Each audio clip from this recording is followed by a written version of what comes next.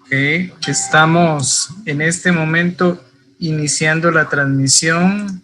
Bueno, todos los presentes tengan una linda tarde. La Universidad de Costa Rica, el Planetario de San José, fisicalinda.com, el sitio web para aprender física en línea, tiene el gusto de presentarles 6 talleres de astronomía. Estos serán presentados por Isaías Siciliano, que es un estudiante de último año de la carrera de física de la UCR. Este es parte de su TCU. También yo estaré a cargo de la moderación y eso implica que estaré manejando el control y la censura. La censura implica de que si alguna persona tiene activo su chat y escribe cosas inadecuadas, será expulsado y no podrá volver a ingresar. Igual se espera que ustedes manejen el respeto adecuado al presentador y a los demás invitados, a los demás presentes. Se ha hecho una invitación abierta y especial a niños, adolescentes y adultos. Muchos aquí presentes son niños de escuelas de primaria, otros son adolescentes de secundaria, algunos son docentes de diversas instituciones de Costa Rica. Así es que es un privilegio para nosotros tenerlos acá presentes acompañándonos. Isaías Siciliano fue un exalumno de este servidor. Yo soy profesor de física desde hace bastantes años y con mucho gusto estamos disponibles para ayudarles. En cuanto a las preguntas, cuando surjan, por favor, pueden escribirlas en el chat. Por eso les pedimos que no saturen el chat con mensajes de gracias, bueno, sí, no, F y cosas que lo que hacen es diluir la información. Por favor, preguntas muy concisas en el chat para yo pasárselas a Isaías. Igual para los que están viéndolo desde el canal de YouTube, bienvenidos sean y los dejo con Isaías Siciliano. Bueno, buenas tardes a todos, espero que se encuentren bien. En primer lugar, quiero agradecerles por la asistencia, que ha sido espectacular, la verdad. Más de 360 personas se inscribieron y tenemos la limitante de que solo podemos tener 100 personas en esta llamada. Entonces, bueno, muchas gracias. Quería enfatizar primero estos puntos que tocó el profesor Rashid. Por favor, no saturen el chat, a menos de que estén haciendo una pregunta seria, por favor. Mejor no. Ayúdennos a que no se colapse, ¿verdad? Lo del video también, traten de permanecer con el video cerrado, ¿verdad? Y bueno, espero que disfruten mucho esto, lo preparé con bastante cariño y espero que les sirva a ustedes para aprender bastante y que en algún futuro tal vez nazca interés por una carrera científica, ya sea alguna ingeniería, la misma carrera de física, o bueno, hay muchas carreras que están muy relacionadas. Entonces, quisiera tal vez mencionar quién está detrás de todo esto, ¿verdad? Como Rashid mencionaba, la Universidad de Costa Rica, el Centro de Investigaciones Espaciales, que es un organismo bajo el cargo de la Universidad de Costa Rica, encargado de todo lo que tiene que ver con investigación espacial. Hay gente muy buena investigando el Sol, investigando constelaciones, investigando un montón de cosas que son problemas actuales de la ciencia. Entonces, por eso aparece el CINESPA por acá. También la Vicerrectoría de Acción Social, que es un ente de la universidad encargado de promover toda la acción social, como ya lo mencioné, ¿verdad? Y promulgan demasiado la investigación. Acá también les agregué un par de enlaces donde pueden empezar a seguir la página del Planetario de San José y del TCU de Astronomía. También está la página web del Planetario por si alguien quiere darle un vistazo. Y bueno, vamos a iniciar entonces. Este taller yo lo quise dividir en realidad en 5 partes, aunque solo se ven 4 por acá. La quinta y última parte es interactiva y lo que vamos a hacer es ver cómo podemos explorar el sistema solar e incluso cosas más afuera de nuestro sistema solar en tiempo real con softwares gratuitos que podemos encontrar en en línea, ¿verdad? No hay que ni siquiera hay que descargarlos o instalarlos en el ordenador, y son bastante sencillos de utilizar. Entonces, eso es lo último que vamos a hacer, desde ya se los digo, pero antes les quise dividir en 4 bloques principales la charla.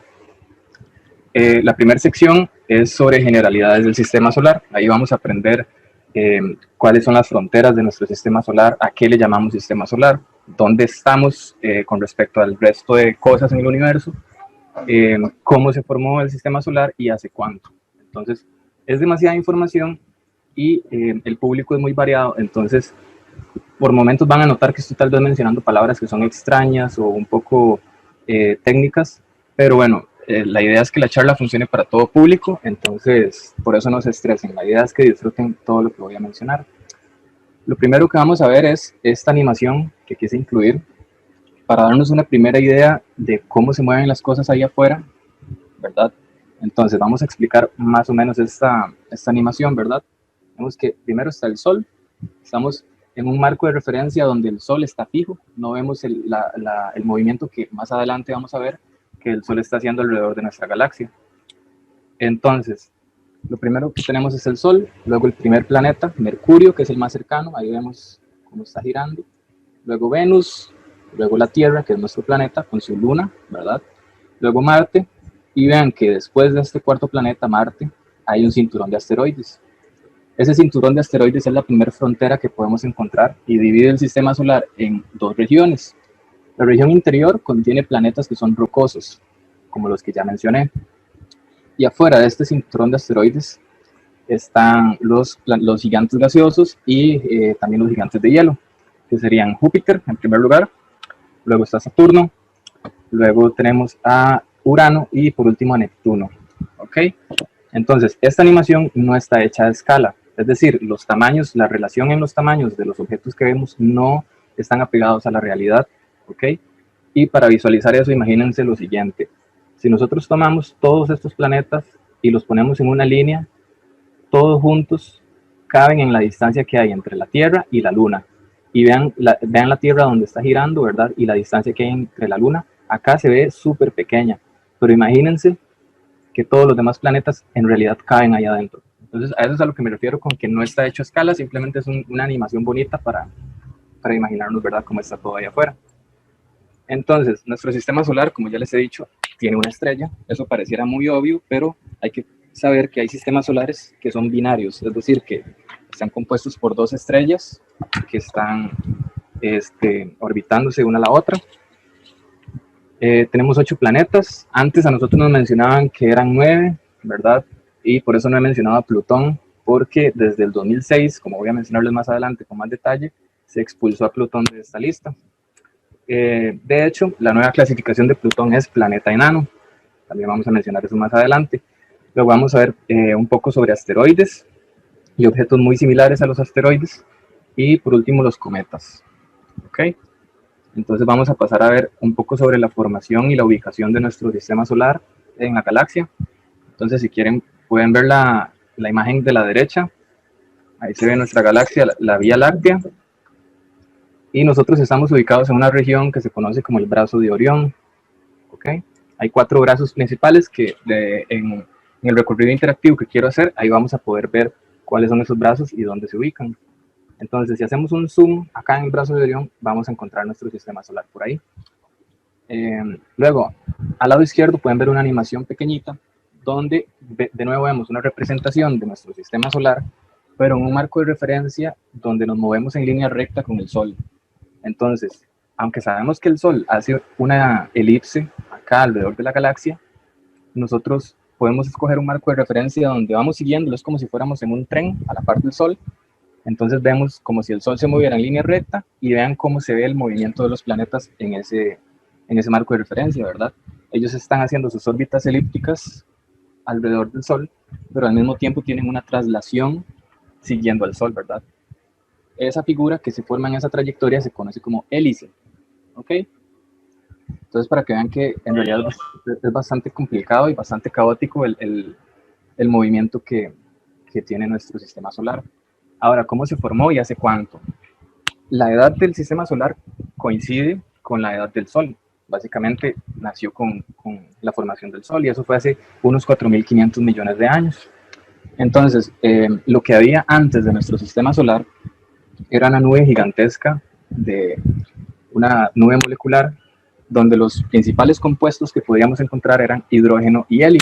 Van a ver que a lo largo de la charla vamos a hablar muchísimo sobre el hidrógeno y el helio. Y desde ahí empieza a aparecer, ¿verdad? El hidrógeno es el primer elemento de la tabla periódica, el helio es el segundo. Entonces vean que tiene bastante sentido, ¿verdad? El sistema solar nació a partir de esta nube, y lo que empezó a pasar fue lo siguiente. La nube, por su propio peso de gravedad, empezó a colapsar sobre sí misma. Entonces se inició una etapa de contracción en la que la nube empezó a disminuir su tamaño, y en ese proceso, por un fenómeno físico que se conoce como conservación del momento angular, que es parecido a cuando ustedes imaginan una bailarina de ballet. Cuando ella empieza a girar, se levanta en un pie, ¿verdad? Y empieza a girar, en el momento que ella extiende los brazos, logra disminuir su velocidad. Y si ella encoge sus brazos y se pone lo más, disminuye el radio lo más posible, entonces su velocidad de giro va a aumentar. Ok, eso es porque hay una cantidad que se llama momento angular que se tiene que compensar, y lo que juega es con el hecho de que si la velocidad aumenta, entonces el radio disminuye, y si el radio aumenta, la velocidad disminuye, ¿ok? Es como un equilibrio. Entonces, en el momento que empieza a darse esta contracción en la nube molecular que les estaba contando, como el momento angular del sistema se conserva, tiene que empezar a girar más rápido, porque el radio está haciéndose pequeño, ¿ok? Entonces, ese giro, al mismo tiempo, va a ocasionar que se dé como la formación de nuestro disco planetario, ¿verdad? Poco a poco. Entonces es un proceso que se lleva muchos millones de años, pero al final el resultado fue de nuestro sistema solar como lo conocemos hoy. Acá les incluí algunos, hay varios números, pero no se preocupen tanto por eso. La verdad, la idea es como ver que son cantidades muy grandes que para nuestra imaginación hay que crear muchas analogías y muchos ejemplos para lograr captarlo, ¿ok? Entonces ahí les quise incluir como la velocidad a la que va moviéndose todo este sistema, ¿verdad? 828.000 kilómetros cada hora va moviéndose. Y bueno, un año solar, que básicamente es cuánto tiempo le toma a todo este sistema girar alrededor de la galaxia, son aproximadamente 230 millones de años, ¿ok? Vean que son números bastante grandes. En esta presentación, lo que quise incluir también fue un poco como de dónde a dónde va nuestro sistema. Entonces vean, vemos que hay algunos satélites, bueno, están los planetas orbitando, como ahorita, y vean que están el Voyager 1, el Voyager 2, y estos Pioneer 10 y 11. ¿Okay? Son satélites que el ser humano ha enviado. Estos Voyager 1 y Voyager 2 se pensaron con la idea de que si alguna civilización o algo encontraba pues ese satélite, pudiera darse una idea de cómo son las cosas acá. Entonces tiene grabaciones de personas y tiene información de la cultura humana, ¿verdad? Entonces, eso es bastante interesante. Vean dónde aproximadamente están esos objetos al día de hoy. Luego, lo primero que vemos es como una cúpula, ¿verdad? Que se llama choque de terminación, ¿ok? Y consiste en lo siguiente. Resulta que el Sol está constantemente haciendo procesos súper energéticos que consisten en tomar hidrógeno. Recuerdan que al inicio lo que teníamos era puro hidrógeno y puro helio. El Sol ahorita está quemando hidrógeno para convertirlo en helio. Y en ese proceso resulta que cuando convertimos ese átomo de hidrógeno en uno de helio, sobra mucha energía. ¿Okay? Entonces, convertimos hidrógeno en helio, pero uno de los resultados es un montón de partículas que se emiten en forma de luz, son partículas cargadas, y eso lo conocemos como viento solar. ¿Okay? Es energía que está liberando el Sol constantemente. Y estos procesos generan un campo magnético, ¿okay? Que lo pueden visualizar. Ahorita, de hecho, les incluí una imagen de cómo se ve un campo magnético, el de Júpiter específicamente. Pero bueno, el asunto es que esta cúpula consiste precisamente en esta radiación que está liberando el Sol, y es una especie como de escudo, ¿okay? Esta cúpula la conocemos como choque de terminación, y es el punto donde el viento solar ya empieza como a perder fuerza, ¿okay? Ya empieza como a disiparse. Entonces conocemos esa frontera como choque de terminación. Luego va a seguir disipándose hasta que llega a la heliopausa, donde ya el viento solar, la presión que ejerce el viento solar hacia afuera, ya se ve compensada con la presión de otra radiación, de otros rayos cósmicos que vienen del espacio interestelar. Entonces, a partir de la heliopausa, ya el el viento interestelar, pues, la radiación que viene de afuera, empieza a ganar la batalla, ¿ok? Y a esa frontera la conocemos como heliopausa. Luego está la onda de choque, que consiste, ustedes pueden imaginárselo como cuando van en un bote en el agua y van generando un patrón en el agua, ¿verdad? Ese patrón se va moviendo con ustedes, ¿ok? Es como la estela que van dejando conforme se van moviendo, porque ya vimos que el sistema solar tiene muchísimos movimientos, entonces ese viento solar también tiene que ir arrastrándose. Y bueno, no voy a entrar en muchos más detalles de eso, nada más es como poner esa idea por ahí. Acá, ya esto es lo último sobre generalidades, ¿verdad? Para tratar de hacerlo breve. Acá lo que quise incluir un poco es otros elementos que no he mencionado, que, bueno, veamos primero la imagen en celeste, ¿verdad? Ya les mencioné el cinturón de asteroides, que está dentro de nuestro sistema solar, fuera de la órbita de Marte, pero resulta que hay otro afuera que se llama el cinturón de Kuiper, ¿ok? Y ese está fuera de la órbita de Neptuno incluso, ¿ok? Y todavía más afuera, aquí de hecho se puede ver la escala, eso está en unidades astronómicas, ahorita les puedo explicar bien qué significa eso, de hecho es, para que lo sepan de una vez, es la distancia que hay entre la Tierra y el Sol. Es un número tan grande que preferimos definirlo como una nueva unidad, ¿ok? Y es muy sencilla de entender cuando ya saben eso, porque ustedes dicen, ok, 10 unidades astronómicas, por ejemplo acá, significa que los objetos que están ahí están 10 veces más lejos del Sol que la Tierra, ¿ok? Ahora, 10 a la 2 son 100 veces más lejos. Y bueno, vean que la nube de Oort, que es una cúpula esférica que rodea todo el sistema solar y está súper lejos, está aproximadamente a 10 a la 5, eso es como 100.000 veces la distancia desde la Tierra hasta el Sol, ¿ok? Entonces vean que hay bastantes escudos que nos protegen del espacio interestelar. Y los límites, todo lo que mencionamos antes, bueno, en la de la derecha podemos ver esto, ¿verdad? ¿Dónde está el choque de terminación que mencionaba antes? La heliopausa y la onda de choque, vean que está acá alrededor de 100 unidades astronómicas. Y la nube de Oort está aún más afuera. Entonces eso es como para que se imaginen el montón de capas que hay, ¿verdad? Y el sistema solar, pues lo que nosotros usamos decir es que termina aproximadamente cerca de la nube de Oort, ¿verdad? Y acá por último se puede ver la distancia hasta la estrella más cercana, que se conoce como Alpha Centauri, ¿verdad? Y está en el orden de millones, bueno, de millones de unidades astronómicas, es decir, millones de veces la distancia que hay entre la Tierra y el Sol. Se me olvidó mencionarles, para que tengan como un apoyo visual de quién les está hablando, el avatar que aparece en varias presentaciones está inspirado en mí, se supone, debería ser lo más parecido posible, entonces ahí lo van a estar viendo en varias filminas. Y bueno, esto es lo primero que quería mencionarles. Las preguntas, si tuvieran preguntas en este momento, podríamos tratar de tal vez abarcar las de esta parte. Si son demasiadas, entonces vemos si será mejor hacer una sección de preguntas al final de toda la charla. Pero bueno, entonces les abro ese espacio para ver si hay alguna pregunta o algo. Vamos a iniciar por ahí. No. Isaías, devuelva la imagen anterior para aclarar un punto. Ok, déjenme ver cómo puedo volver directamente ahí. Ahí. Exacto. Presten atención, chicos, que el sistema solar no son el Sol y los 9 planetas nada más. Incluye lo que se ve, que se llama cinturón de Kuiper, también la nube de Oort. O sea, el sistema solar es 2-3 veces más grande que lo que uno piensa e incluye muchísimos más cuerpos que los que uno imagina e inclusive puede ver. Solo quería puntualizar eso, aunque ya lo explicaste, pero aclarar el punto de que el sistema solar es mucho más amplio. Vale la pena enfatizarlo. De hecho, yo ponía el ejemplo en otras charlas de que pueden imaginarse lo que pasa con Costa Rica. El mapa de Costa Rica, ustedes ven que se ve el territorio, Guanacaste y las provincias y todo, pero en realidad sabemos que Costa Rica se extiende en el mar, ¿verdad? Y el territorio marítimo es mucho más grande que el terrestre. Entonces es algo similar, uno se hace una idea como muy popular de dónde es el sistema solar, pero en realidad hay muchísimo más que se incluye ahí, ¿verdad? Pero sí, muy bueno haber enfatizado ese punto. Isaías, pregunta a Chelsea si se sabe qué se encuentra en los demás brazos de Orión. Pues de hecho sí, hay bastante, no podemos decir que conocemos todos los rincones con todo detalle, pero sí, ahorita hay bastantes telescopios muy modernos y se está trabajando en nuevos telescopios precisamente para ver ese tipo de cosas y no solo ahí, ¿verdad?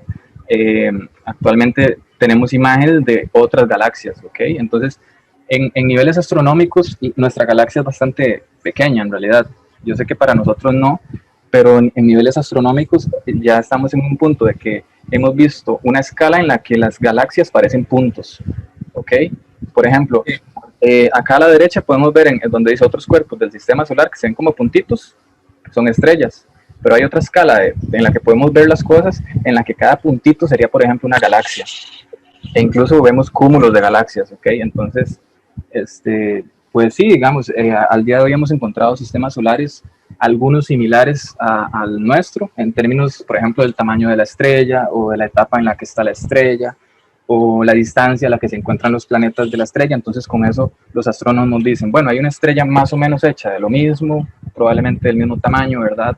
Y hay planetas que están, si vemos que hay planetas cercanos a esa estrella, de tal forma que la temperatura a la que está sean temperaturas que puedan permitir la vida, entonces en eso se basan para decir, bueno, puede que ahí la vida sea sostenible. No es que se asegura, ahí hay vida, pero pueden decir, bueno, hay mayor probabilidad de que haya vida en sitios como esos que en cualquier otro sitio, por ejemplo, donde hay una estrella que es muy caliente o que los planetas están muy cerca y la temperatura es muy elevada, ¿verdad? Entonces, sí, al día de hoy conocemos bastante fuera de nuestro sistema solar, ¿ok? Solo que hoy vamos a limitarnos al sistema solar, ¿verdad? Hay un montón de preguntas, ahora sí. Dice, ¿por qué Plutón ya no es un planeta? Eso lo vemos ahorita. El año luz para medir el espacio, ¿qué es la helopausa? Otra vez, la parte de la nube de hidrógeno y helio, ¿cómo se forma todo? Ok. La Halley proviene del cinturón de Kuiper. Ok. Bueno, si quiere quedemos ahí para no saturarme de preguntas, pero en resumen es esto. Heliopausa, como ya lo mencionamos, ahí sí voy a aprovechar ya lo que les mencioné. Hay otras cosas, por ejemplo, lo del año luz, que ahorita lo planeo explicar, o sea, va a llegar el momento donde les voy a explicar eso. Lo de la heliopausa es esto, ¿verdad? Tenemos el choque de terminación, que es el punto donde el viento solar empieza a disminuir en fuerza, empieza a perder intensidad. Y la heliopausa es el borde donde ya, imagínense que hay dos fuerzas, una que viene de afuera, que es el viento interestelar, radiación cósmica, y hacia afuera va la radiación de nuestro Sol. Y en el punto donde empezamos a perder la batalla es en la heliopausa, ¿ok? Que es donde el viento cósmico, la radiación que viene de afuera de nuestro sistema solar, ya empieza a ganarle la batalla a nuestro viento solar, ¿ok? Si estamos más adentro de ahí, pues todavía predomina la fuerza del viento solar del Sol, pero fuera de ahí ya se puede decir que predomina la radiación externa, ¿ok? Y vamos a ver lo del cometa Halley, lo podemos ver ahorita. De hecho, en la última parte se trata de eso, de hablar de cometas y asteroides, entonces eso está incluido por ahí. Y no recuerdo si estoy dejando alguna pregunta de las que me mencionó por fuera, pero yo creo que podemos seguir porque muchas cosas de las que me dijo sí están tomadas en cuenta acá mismo, ¿verdad? Entonces... Ok, ¿hay otros sistemas solares con capacidad de vida? Ok, como les mencionaba, no se ha encontrado, o sea, nadie puede asegurar que sí hay vida allá, pero sí se han encontrado sistemas parecidos en los que, por ejemplo, la distancia entre el planeta y la Tierra, perdón, entre el planeta y el Sol, se pueden hacer todos esos cálculos y decir, bueno, si está a esta distancia y si esa estrella más o menos irradia esta cantidad de energía, pues la temperatura ahí es más o menos entre este número y este otro. Ok, ese tipo de estimaciones sí se han hecho bastante. Y al día de hoy, de hecho, dependiendo de las páginas que ustedes sigan, pueden ver noticias de que se encontró un sistema solar parecido al nuestro. O, por ejemplo, hace poquito, me parece que fue en Venus, encontraron un compuesto que es esencial para la vida. Entonces, mucha gente y muchos noticieros, hay que tener cuidado también de dónde ven noticias, pero muchos noticieros se apresuraron a decir que se habían encontrado evidencia de vida y cosas así. Eso no fue así. Simplemente encontraron un compuesto que es básico para la formación de la vida. ¿Ok? Entonces, es muy probable, o sea, aumentan las probabilidades de que exista vida como la conocemos allá afuera, pero no se ha demostrado. Nadie ha llegado y ha obtenido evidencia para asegurar que sí, ¿verdad? Pero lo más probable es que en cualquier momento lleguemos a un descubrimiento de ese tipo. No sé si podré seguir o hay muchas más preguntas de esta parte. Yo creo que sí, hay muchas más preguntas. ¿Por qué quitaron a Plutón? ¿Cómo se llama la galaxia más cercana? ¿Cuánto es un año luz? Y otras. Pero tal vez se responde el resto de la presentación. Conforme avancemos en la charla, bueno, estoy viendo que aparecen, no sé si ustedes ven como unas líneas rojas de repente, y me aparecen nombres, Sí. no sé si es que alguien Sí, esa tiene... es la persona que está rayando la pizarra. Sí, Por sí. favor, rayen la pizarra, de no ser que quieran puntualizar o anotar algo importante. Por ejemplo, señalar, mire, explíqueme qué es esto o algo así. Exactamente, por favor. Ejemplo, se lo leo. Ok, sí, todo eso del año luz y lo de la galaxia más cercana, sí se los puedo mencionar porque vean que se sale del tema. Pero la galaxia más cercana es Andrómeda, ¿verdad? Y se presume que dentro de muchísimo tiempo, eso sí, va a llegar el punto donde van a colisionar las dos galaxias, ¿ok? Pero tal vez en un taller más adelante podamos ver esas cosas, ¿ok? Pues ya se sale un poquito de lo que tenemos que abarcar hoy. Entonces, vean, ahora quiero hacer un recorrido súper rápido porque hay muchas cosas que no vale la pena detenerse demasiado. Y vamos a ir objeto por objeto, ¿verdad? Primero el Sol y luego vamos a ir viendo por encima cada planeta. Entonces vean que el Sol tiene la misma que el sistema solar, como ya les decía. Y el dato interesante que me gustaría mencionar acá es que vean que el 99.8% de toda la masa de nuestro sistema solar, aproximadamente, la tiene el Sol. Entonces todos los planetas, asteroides, cinturones de asteroides y todo lo que conocemos que tiene nuestro sistema solar representa sobre el 0,2% del total de la masa, ¿verdad? Entonces, para que vean que son escalas como muy extrañas a veces de visualizar, ¿verdad? Todo es tan grande, pero al mismo tiempo solo representa el 0.2%. Okay, ahora sí vamos a hablar de años luz. Entonces, para que visualicen cuánto puede ser esa unidad de distancia, porque no es unidad de tiempo, ¿verdad? Esa confusión es muy, muy común. Imaginen esto. Primero que todo, entre el Sol y la Tierra hay aproximadamente 150 millones de kilómetros, ¿ok?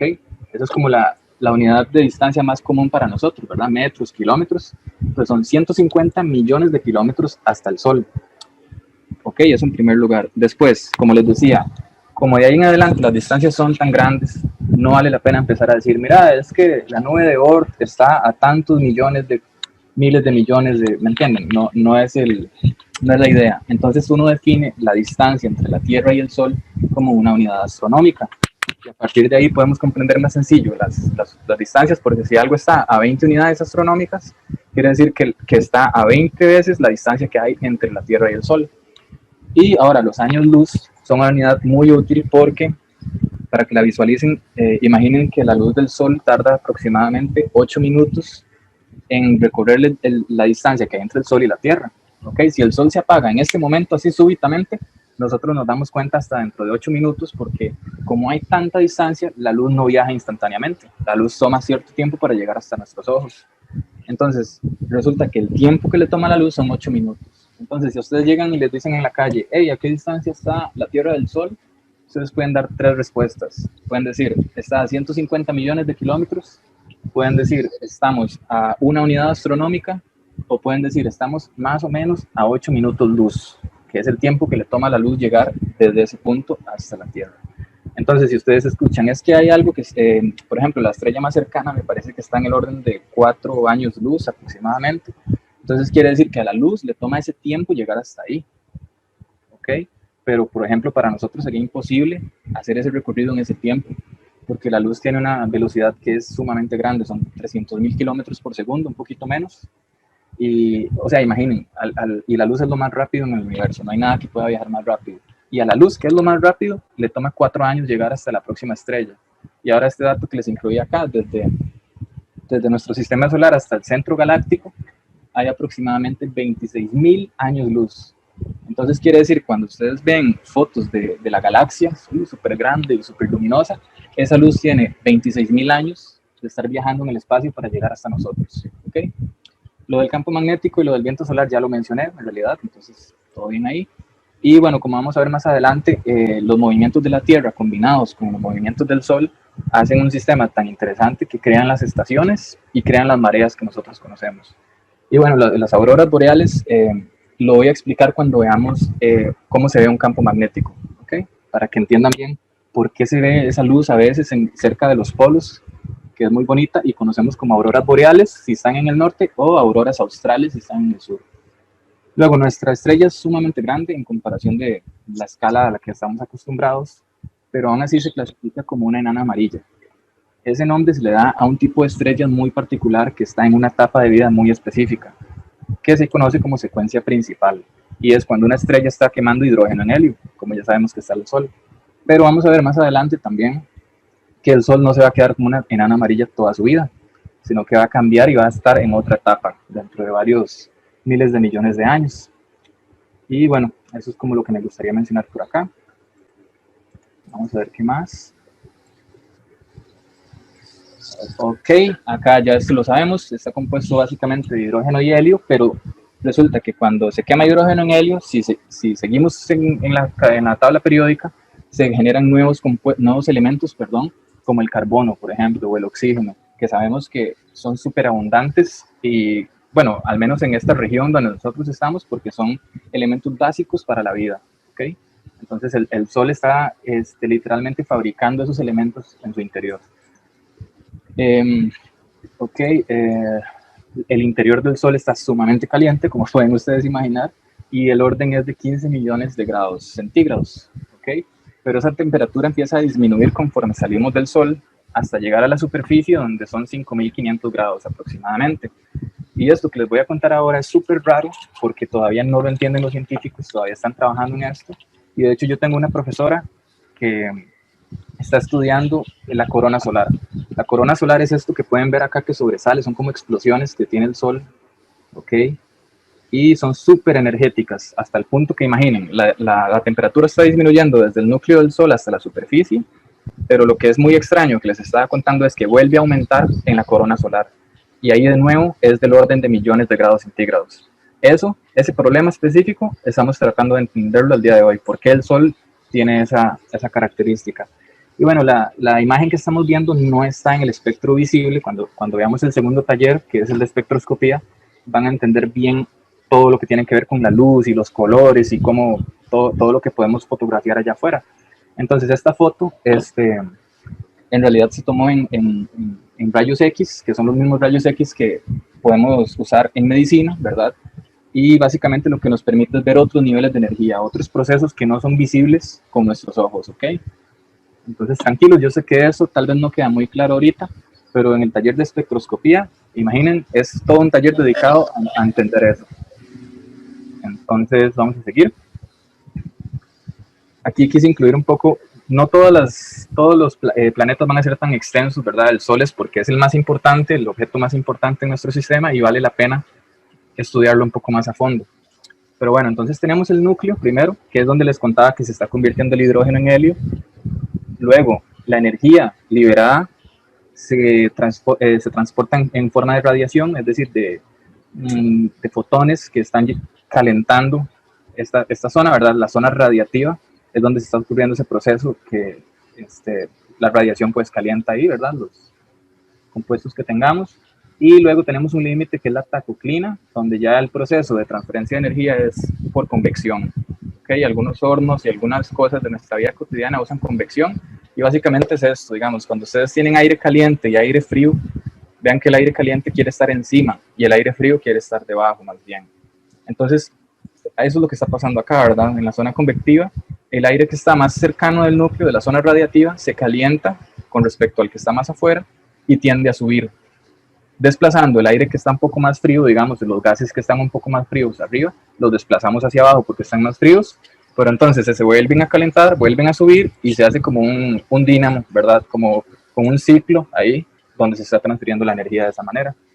Y bueno, la región que nosotros vemos con nuestros ojos se conoce como fotosfera, ¿ok? Que ya está en la superficie. Y bueno, ahí les incluí varios elementos que están presentes, la verdad. Yo creo que con eso es suficiente para poder seguir avanzando. Acá quiero enfatizar más que todo el ciclo de vida del Sol. La figura que vemos a la derecha lo que nos da es básicamente cómo cambia la temperatura cuando la recorremos desde el centro. Eso es lo que vemos del lado derecho. Y al lado izquierdo lo que vemos es cómo va cambiando la densidad. ¿Okay? Cuántos gramos por centímetro cúbico caben o están apuñaditos en esas regiones, ¿verdad? Entonces no voy a entrar en mucho detalle en esta, me parece más interesante hablar del ciclo de vida del Sol. Entonces vean que esta escala está en miles de millones de años. Entonces donde vemos, por ejemplo, 4, significa 4.000 millones de años. Y nosotros estamos aproximadamente en 4.500, como ya les decía. Hace 4.500 millones de años que nació el Sol. Entonces el Sol ahorita está en esa etapa que les mencionaba, que se conoce como secuencia principal. Y vean que él acá se empieza a expandir poco a poco, hasta que dentro de unos 4.000 millones de años, vemos acá donde está el 9, vean que hay como una capita de gas que se desprende, se empieza como a desprender, hay otro proceso ahí diferente, hasta el punto que nuestra estrella ya deja de ser una enana blanca, una enana amarilla, perdón, y se convierte en una gigante roja. Y lo que pasa básicamente es que las primeras capas de hidrógeno que se quemaron van quedando fuera y adentro van quedando cada vez elementos más pesados de nuestra tabla periódica. Entonces va a llegar el punto donde esas capas de gas más externas no van a ser atraídas no van a ser suficientemente atraídas por la fuerza de gravedad y se van a desprender del Sol, ¿ok? A ese proceso se le conoce como, perdón, ahí me pasé, se le conoce como nebulosa planetaria. Y básicamente una nebulosa es como cuando una estrella explota, ¿verdad? Pero en esta explosión la estrella de nosotros no va a morir, sino que va a liberar esa capa más externa de elementos livianos y ¿verdad? Lo que va a quedar es un núcleo pesado a base de carbono y de algunos elementos como silicio, elementos más pesados, ¿verdad? Y va a quedar un núcleo, que es esto que les estoy contando, y esta explosión de nebulosa planetaria. Vean que eso va a suceder cuando el Sol tenga aproximadamente 11.000 millones de años. Caleb, venga. Vamos a ver si podemos... Voy a mutear a todos un momento por aquello, para evitar ruidos. Sí, ya, Isaac. Ok. Entonces, bueno, esto es lo que quería mostrarles para que sepan, el universo se estima que tiene aproximadamente 13.800 o prácticamente 14.000 millones de años, ¿ok? Y vean que esta escala que incluye el ciclo de vida del Sol es precisamente de 14.000 millones de años. Entonces, para que vean que no es como que vayamos a preocuparnos de que el Sol va a explotar y todo eso, porque vean que falta más tiempo del que tiene el Sol existiendo para que eso pase, ¿ok? Entonces, con eso terminamos la segunda etapa de nuestra charla, que es sobre el Sol.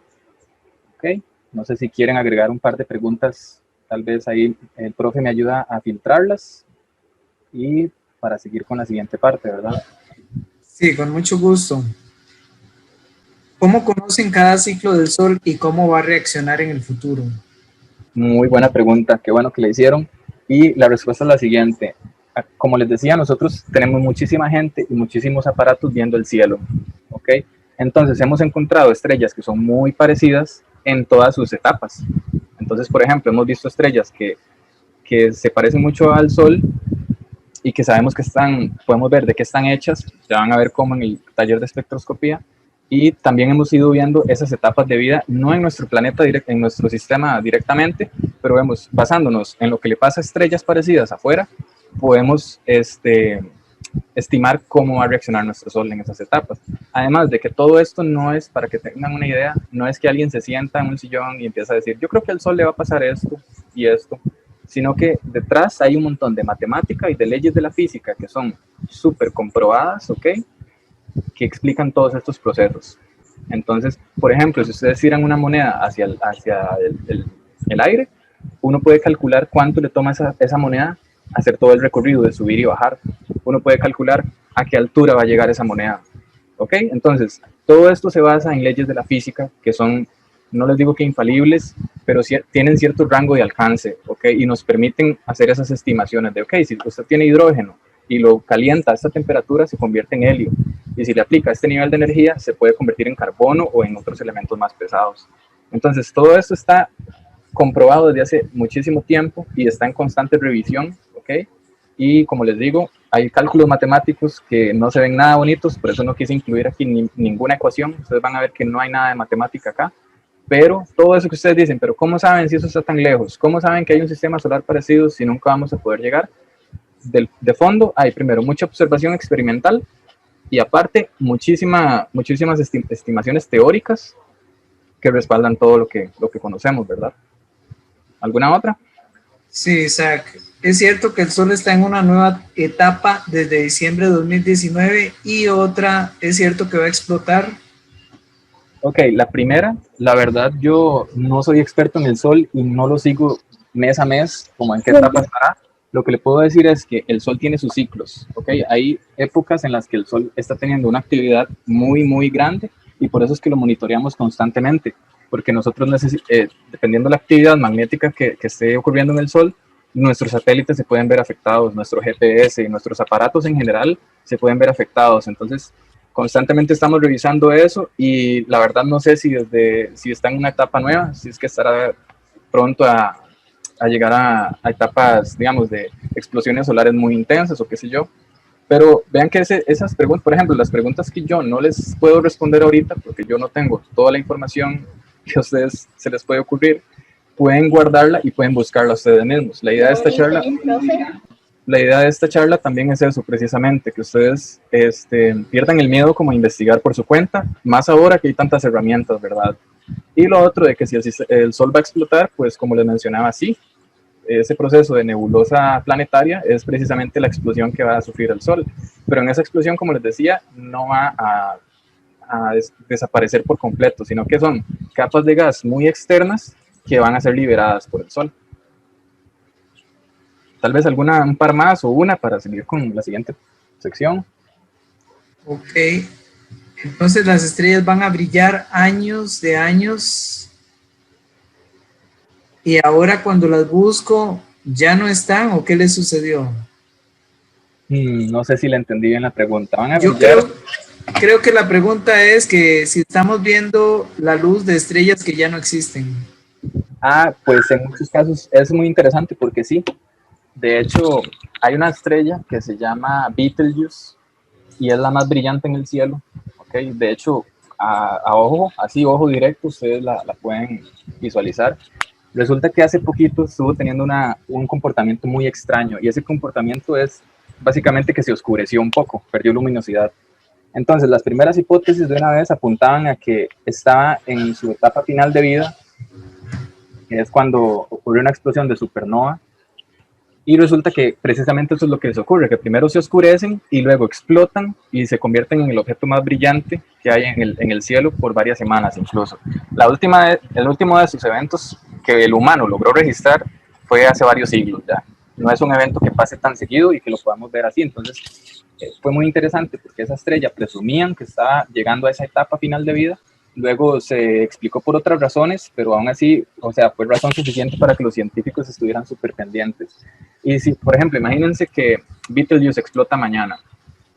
Entonces, si explota mañana, la verdad no recuerdo qué distancia está, pero está bastante lejos. Quiere decir que, por ejemplo, digamos que fuera, por decirles un número que no tiene nada que ver con lo real, pero digamos que fueran 10.000 años luz la distancia hasta Betelgeuse. Si la vemos explotar hoy, es porque hace 10.000 años explotó, pero la luz nos llegó hasta hoy a nuestros ojos. ¿Ok? Bien. Sí, hay muchas preguntas, pero creo que en la tercera etapa del taller se aclaran algunas de estas. Ok, entonces podemos seguir por ahí.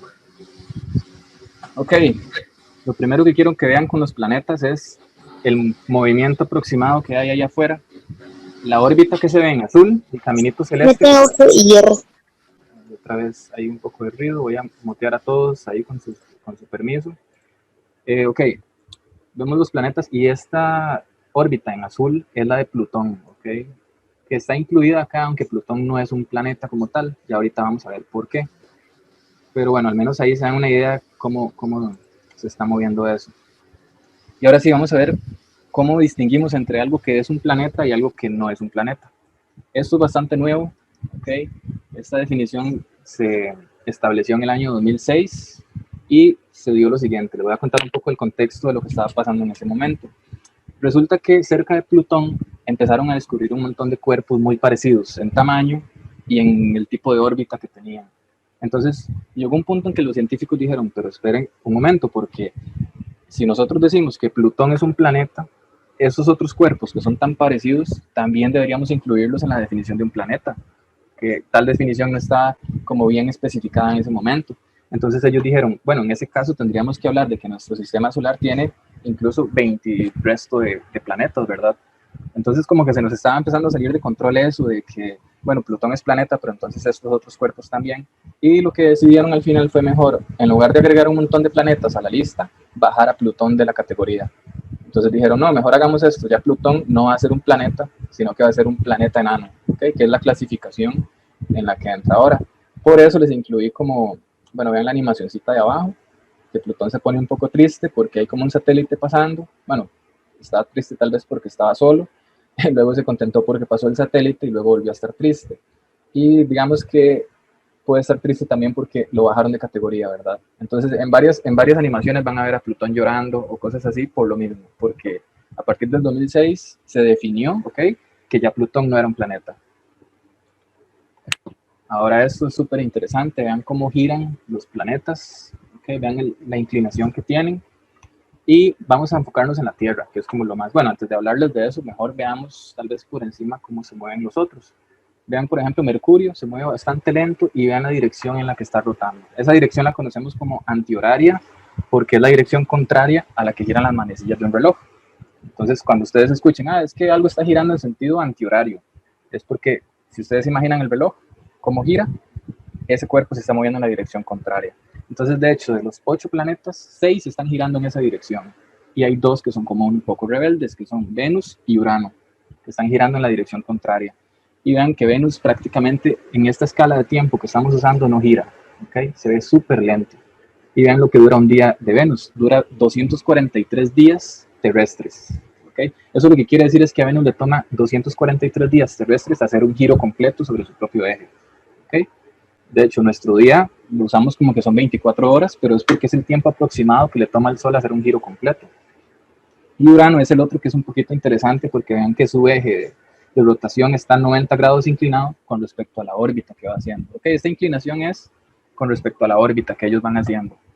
Entonces, en el caso de la Tierra, vean la imagen ahora sí de la izquierda, conforme la Tierra se va moviendo alrededor del Sol en el año, esta inclinación sumada a la rotación, ¿verdad? A la traslación que se está dando alrededor del Sol y su rotación sobre su propio eje, combinados, aparte de un par de efectos más, o sea, en realidad es un análisis bastante complicado, pero a grandes rasgos podemos ver que por esa inclinación que tiene la Tierra, hay lugares en los que hay muchos días, por ejemplo, ustedes pueden buscarlo de verdad, pueden buscar lugares de la Tierra donde la luz solar dura muchos días, por ejemplo, si lo quisieran buscar de esa manera. Y van a ver, por ejemplo, en el Reino Unido o países muy en el norte, cerca de los polos, ocurre este fenómeno y es que no es como acá, que nosotros estamos, ¿verdad?, en el Ecuador. Entonces ese efecto de que la Tierra está inclinada a nosotros no nos afecta tanto en ese sentido y tenemos más o menos el mismo tiempo de luz que de oscuridad y tenemos noches todos los días, pero hay regiones en las que quedan oscuras varios días seguidos, ¿verdad?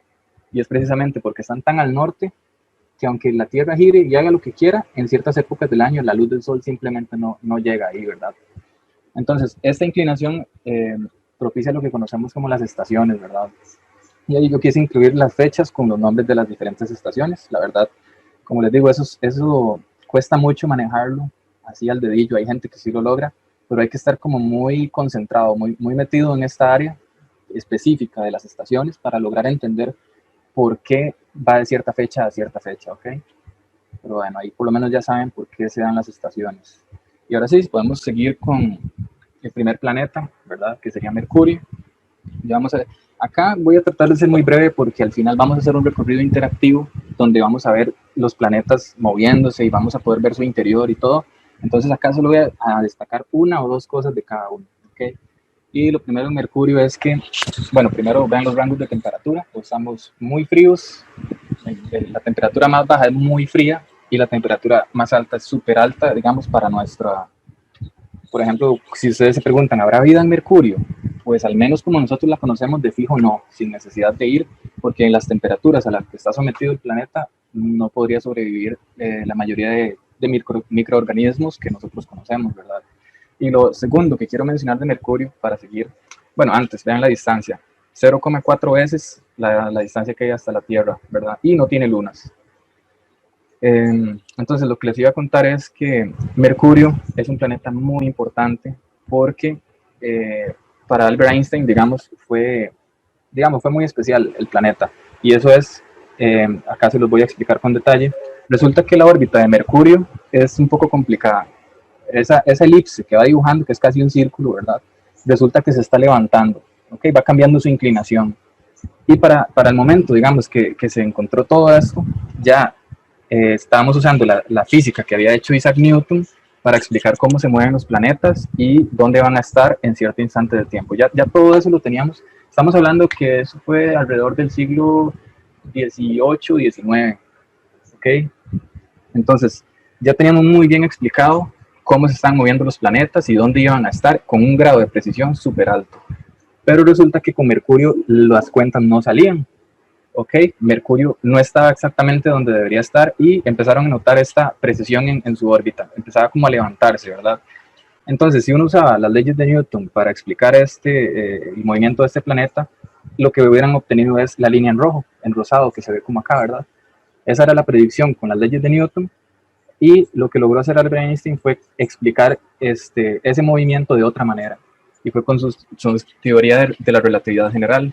Él pasó aproximadamente 10 años, 12 años trabajando la relatividad especial y la relatividad general, que cuando él la sacó por primera vez, las predicciones que arrojaban eran un poco extrañas. Por ejemplo, que el tiempo pasa diferente dependiendo cómo ustedes se muevan y que la gravedad en realidad no era una fuerza como nos decían en el colegio, nos decían toda la vida, sino que en realidad era como una sábana. No es exactamente así, pero es la manera más saludable de imaginárselo, que era como una sábana en la que si ustedes ponían un objeto muy pesado, entonces la sábana se arruga y si yo lanzo un objeto ahí, pues él va a tener una trayectoria que se ajusta a esa curva que tiene la sábana. Ok, eso es parte de las nuevas interpretaciones que hubo que empezar a adoptar.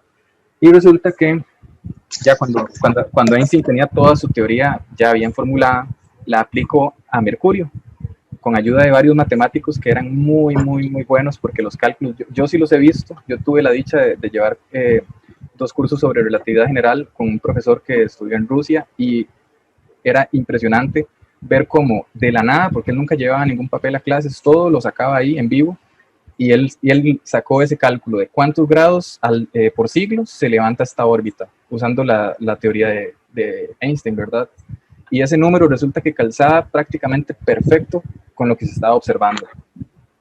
Otra cosa sobre Mercurio, ya para seguir, porque es que sí es bastante interesante, es que se puede ver cuando pasa al frente del Sol, y yo personalmente pude verlo. Okay, no directamente como se ve en esa imagen, pero lo que pasó fue en el 2017, en agosto más o menos, a Mercurio estaba pasando, digamos, ya se sabía que ese día, a una hora muy específica, iba a pasar por ahí. Entonces, en el planetario de San José pusieron un telescopio para atrapar la luz y lo pusieron en la orientación que ya sabíamos que iba a estar Mercurio. Y lo que se hizo fue que al otro extremo era muy gracioso porque estaba el telescopio súper caro en un lado, súper grande, ¿verdad? Atrapando toda la luz, y la otra parte del experimento era una caja de cartón con una hoja bond, una hoja blanca, pegada con una cinta. Y la idea era esta, que la luz que viene del Sol iba a estrellarse con esa hoja blanca, y en el momento que Mercurio pasaba al frente del Sol, entonces se veía un puntito, una sombra pequeña donde iba pasando. Entonces uno lo que ve realmente es la sombra que hace Mercurio cuando pasa al frente. Y fue muy, muy interesante porque uno veía el movimiento real, digamos, no había ninguna cámara, no había nada que uno le dijera, no, me están estafando, me están mintiendo. Uno veía cómo se iba moviendo en tiempo real Mercurio en la hoja de papel. Entonces, eso es como de las cosas más interesantes que he podido ver. De Venus, nada más quiero mencionarles que es el planeta más caliente, y es muy caliente por un proceso que también ocurre en la Tierra, que es el efecto invernadero. Resulta que el efecto invernadero se da porque la atmósfera tiene varios gases, entre esos el dióxido de carbono. Y el dióxido de carbono tiene una característica, y es que atrapa ciertos tipos de luz o de radiación, son atrapados por el dióxido de carbono, y lo que hacen es como que lo empiezan a hacer vibrar y se calienta. Entonces, si tenemos muchísimo dióxido de carbono, la radiación no va a poder salir del planeta y se va a calentar. ¿Okay? Entonces, con Venus está pasando lo mismo, pero a un nivel súper, súper grande, porque ven la temperatura de 465. Cualquiera pensaría que Mercurio debería ser el planeta más caliente porque está más cerca, pero resulta que la atmósfera de Venus, por estar tan cargada de dióxido de carbono, lo calienta mucho más todavía. Y tampoco tiene lunas, ¿verdad? Luego vamos a seguir con la Tierra, que ya todo el mundo conoce muchísimo sobre esto, y ya mencioné incluso lo de los 150 millones de kilómetros de distancia que hay, que son una unidad astronómica. Entonces yo creo que como es tanta información, podemos seguir. Acá rápidamente quise incluir como una representación, no necesariamente hecha a escala, pero para que vean que los planetas más grandes, por ejemplo Júpiter, que es el más grande, se ve súper pequeño en comparación al Sol también, ¿verdad? Y bueno, ahí les puse que el Sol es 1.300.000 veces, y un poquito más grande que la Tierra, ¿verdad? En esta otra, lo que quise es que vean cómo se ve toda el agua de la Tierra si la concentramos en un punto, en comparación con nuestro planeta, ¿verdad? Y eso es lo que vemos en el lado izquierdo. En el lado derecho, lo que estamos viendo es el aire. Que si tomamos todo el aire y lo concentramos en un punto, entonces más o menos así se vería. ¿Okay? Hay un poquito más de aire que de agua. ¿Okay? En eso se puede concluir de ahí. Y esta última sobre la Tierra, en realidad la voy a pasar casi de una vez. Lo único que voy a mencionar es que vean que hay varias capas, al igual que con el Sol, y hay un núcleo líquido, luego hay una parte que está, perdón, hay un núcleo sólido y luego hay una parte que está líquida. Entonces, por el lado derecho, la clasificación se hace tomando en cuenta estados físicos, es decir, cómo, si está sólido, o si está líquido o gaseoso, ¿verdad? Esos son términos físicos. Y en el lado izquierdo, más bien nos basamos en la composición, es decir, de qué está hecho.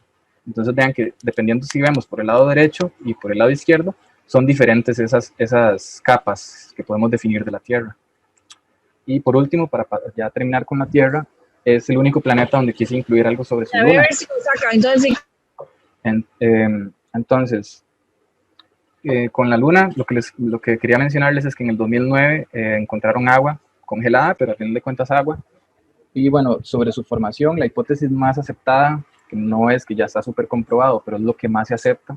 Y si ustedes le preguntan a alguien, eso es probablemente lo que les responda, que un cuerpo de dimensiones similares a Marte se estrelló con la Tierra cuando estaba en su etapa de formación, y de los escombros de esa explosión se formó la Luna. ¿Okay? Y otra cosa que es súper interesante de la Luna es que siempre vemos la misma cara. ¿Okay? Siempre, de hecho ustedes han escuchado hablar del lado oscuro de la Luna, porque desde nuestra perspectiva, ese lado nunca es visible. Y eso es por un fenómeno que se conoce como rotación sincrónica.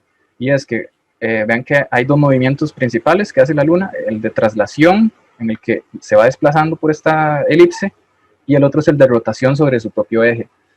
Resulta que estos dos movimientos están sincronizados, entonces conforme va girando sobre su propio eje, esa vista que nosotros pensaríamos que debería de cambiar, se compensa con la traslación. Entonces, si ustedes dibujan una línea desde acá, por ejemplo, y la hacen llegar a la Luna, siempre va a apuntar a la misma cara. ¿Okay? De hecho, hace poco hubo sondas, creo que chinas, que lograron tomar fotografías del lado oscuro. ¿Okay? Es algo que está muy poco explorado. Luego con Marte, nada más voy a mencionarles por encima estas dos cosas, ¿verdad? Que es un planeta que sí hemos visitado, pero no con misiones tripuladas, ¿ok? Hay varios, de hecho, hay creo que se llama Rover o algo así, que estuvo por ahí, perdimos luego contacto, pero, o sea, hemos enviado ya cosas ahí a ver de qué está hecho Marte y a tomar muestras, ¿verdad? Y bueno, el Discovery era. El Discovery, ok. El Discovery sí. Y el... no me acuerdo, pero habían dos. Ah, ok. Hay probablemente cosas que ustedes hasta pueden manejar mejor que yo, porque como les digo, es demasiada información, entonces es imposible que todo el mundo conozca todo sobre estas cosas, ¿verdad? Y bueno, su color rojizo, que se conoce como el planeta rojo, es por su composición, ¿ok? En espectroscopía estoy como tratando también de que vean la importancia de ese taller. Para mí es mi favorito, honestamente el de espectroscopía es mi taller favorito.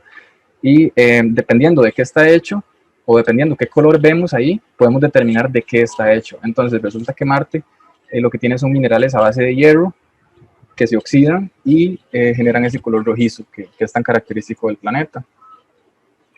Luego con Júpiter, en Júpiter como tal es muy poco probable que haya vida, primero que todo porque es un gigante gaseoso, las temperaturas son bastante extremas y su atmósfera muy densa, pero algunas lunas de Júpiter son similares a la Tierra en composición. Entonces se especula que en algunas lunas de Júpiter podría se podría soportar la vida, ¿me entienden? Y bueno, vean, aquí les agregué que hace un giro sobre su propio eje, o sea que un día de Júpiter equivale a 10 horas de la Tierra, pero un año de Júpiter equivale a 11 años, casi 12 años en la Tierra. Y vean que tiene bastantes lunas, ¿verdad? Tiene 79 lunas. Y ya la distancia a la que estamos en ese punto son 5.2 veces la distancia que hay desde la Tierra hasta el Sol, ¿verdad? Ya estamos un poquito afuera. Y acá lo que les mencionaba de cómo visualizar ese campo magnético que tienen varios planetas y el Sol. Pero acá quise incluir el del más intenso aparte que tiene el Sol. Entonces vean cómo se ven esas líneas. Si ustedes quisieran visualizar eso en la vida real, obviamente no en un planeta, pero en sus casas, pueden tomar una hoja de papel. Pueden, ustedes han visto que hay, por ejemplo, los clavos o materiales que están hechos de materiales como de hierro y así. Se puede sacar como un polvito, ¿verdad? Y ustedes pueden poner un imán por debajo de la hoja. Si ustedes hacen eso, entonces, estas líneas que son invisibles para nuestros ojos, hacen que las partículas que son susceptibles al magnetismo se alineen, ¿okay? Con el campo magnético, y entonces eso nos permite visualizar esas líneas, ¿okay? Entonces esto no se ve así, claramente esto es una representación de cómo son esas líneas para Júpiter, ¿okay? Es como un imán, ¿ven? Ahora, lo de las auroras. No incluye una animación sobre la Tierra con su campo magnético, pero es muy parecido. Imagínense que esta sea la Tierra. Entonces, desde el Sol está llegando radiación, que son básicamente partículas cargadas, por ejemplo, electrones, protones, y otras que se llaman partículas alfa, que es un tipo de hecho, ustedes deben haber escuchado hablar de la radiación alfa, beta y gamma, ¿ok? No vamos a entrar en detalles de qué es, tal vez por ahora, pero las partículas alfa son expulsadas constantemente por el Sol. Si nos llegaran a nosotros directamente, la vida ni siquiera se hubiera podido dar acá, ¿verdad? Entonces, lo que pasa es que cuando viene ese viento solar, el mismo que ya mencionábamos antes, interactúa con estas líneas y esas partículas van a seguir estas líneas, ¿ok? Y vean dónde acaban esas líneas, vean que entran por los polos. Entonces, cuando una partícula cargada viene aquí a través de esta línea, alguna de estas líneas, y llega cerca de los polos, interactúa con nuestra atmósfera, ¿ok? Y nuestra atmósfera tiene gases, ¿ok? Esos gases se van a calentar, digamos, la energía extra que viene por ese viento solar va a ser absorbida de cierta manera por esos gases, y eso se va a representar, ese exceso de energía se manifiesta en forma de luz visible, porque la energía en espectro también vamos a ver eso, que uno puede asignar a cada color o a cada tipo de radiación un nivel de energía muy específico. Entonces los niveles de energía que traen esas partículas coinciden con los colores que nosotros vemos ahí. Por ejemplo, imaginen los juegos de pólvora, ¿verdad? Ustedes ven que se ven azules o rojos o amarillos. Eso es porque usamos compuestos químicos o elementos químicos que ya sabemos que se queman a una energía muy específica. Entonces, si yo quiero que se vea rojo, lo que yo voy a tirar al cielo, digamos, mi juego de pólvora, entonces yo uso algo que está hecho a base de elementos muy específicos que yo sé que la energía a la que se quema coincide con el color rojo, por ejemplo, o con el color verde, o con el color azul. Y eso mismo explica por qué vemos las auroras boreales y australes de esos colores como celestes, rojizos a veces, o violeta, ¿ok?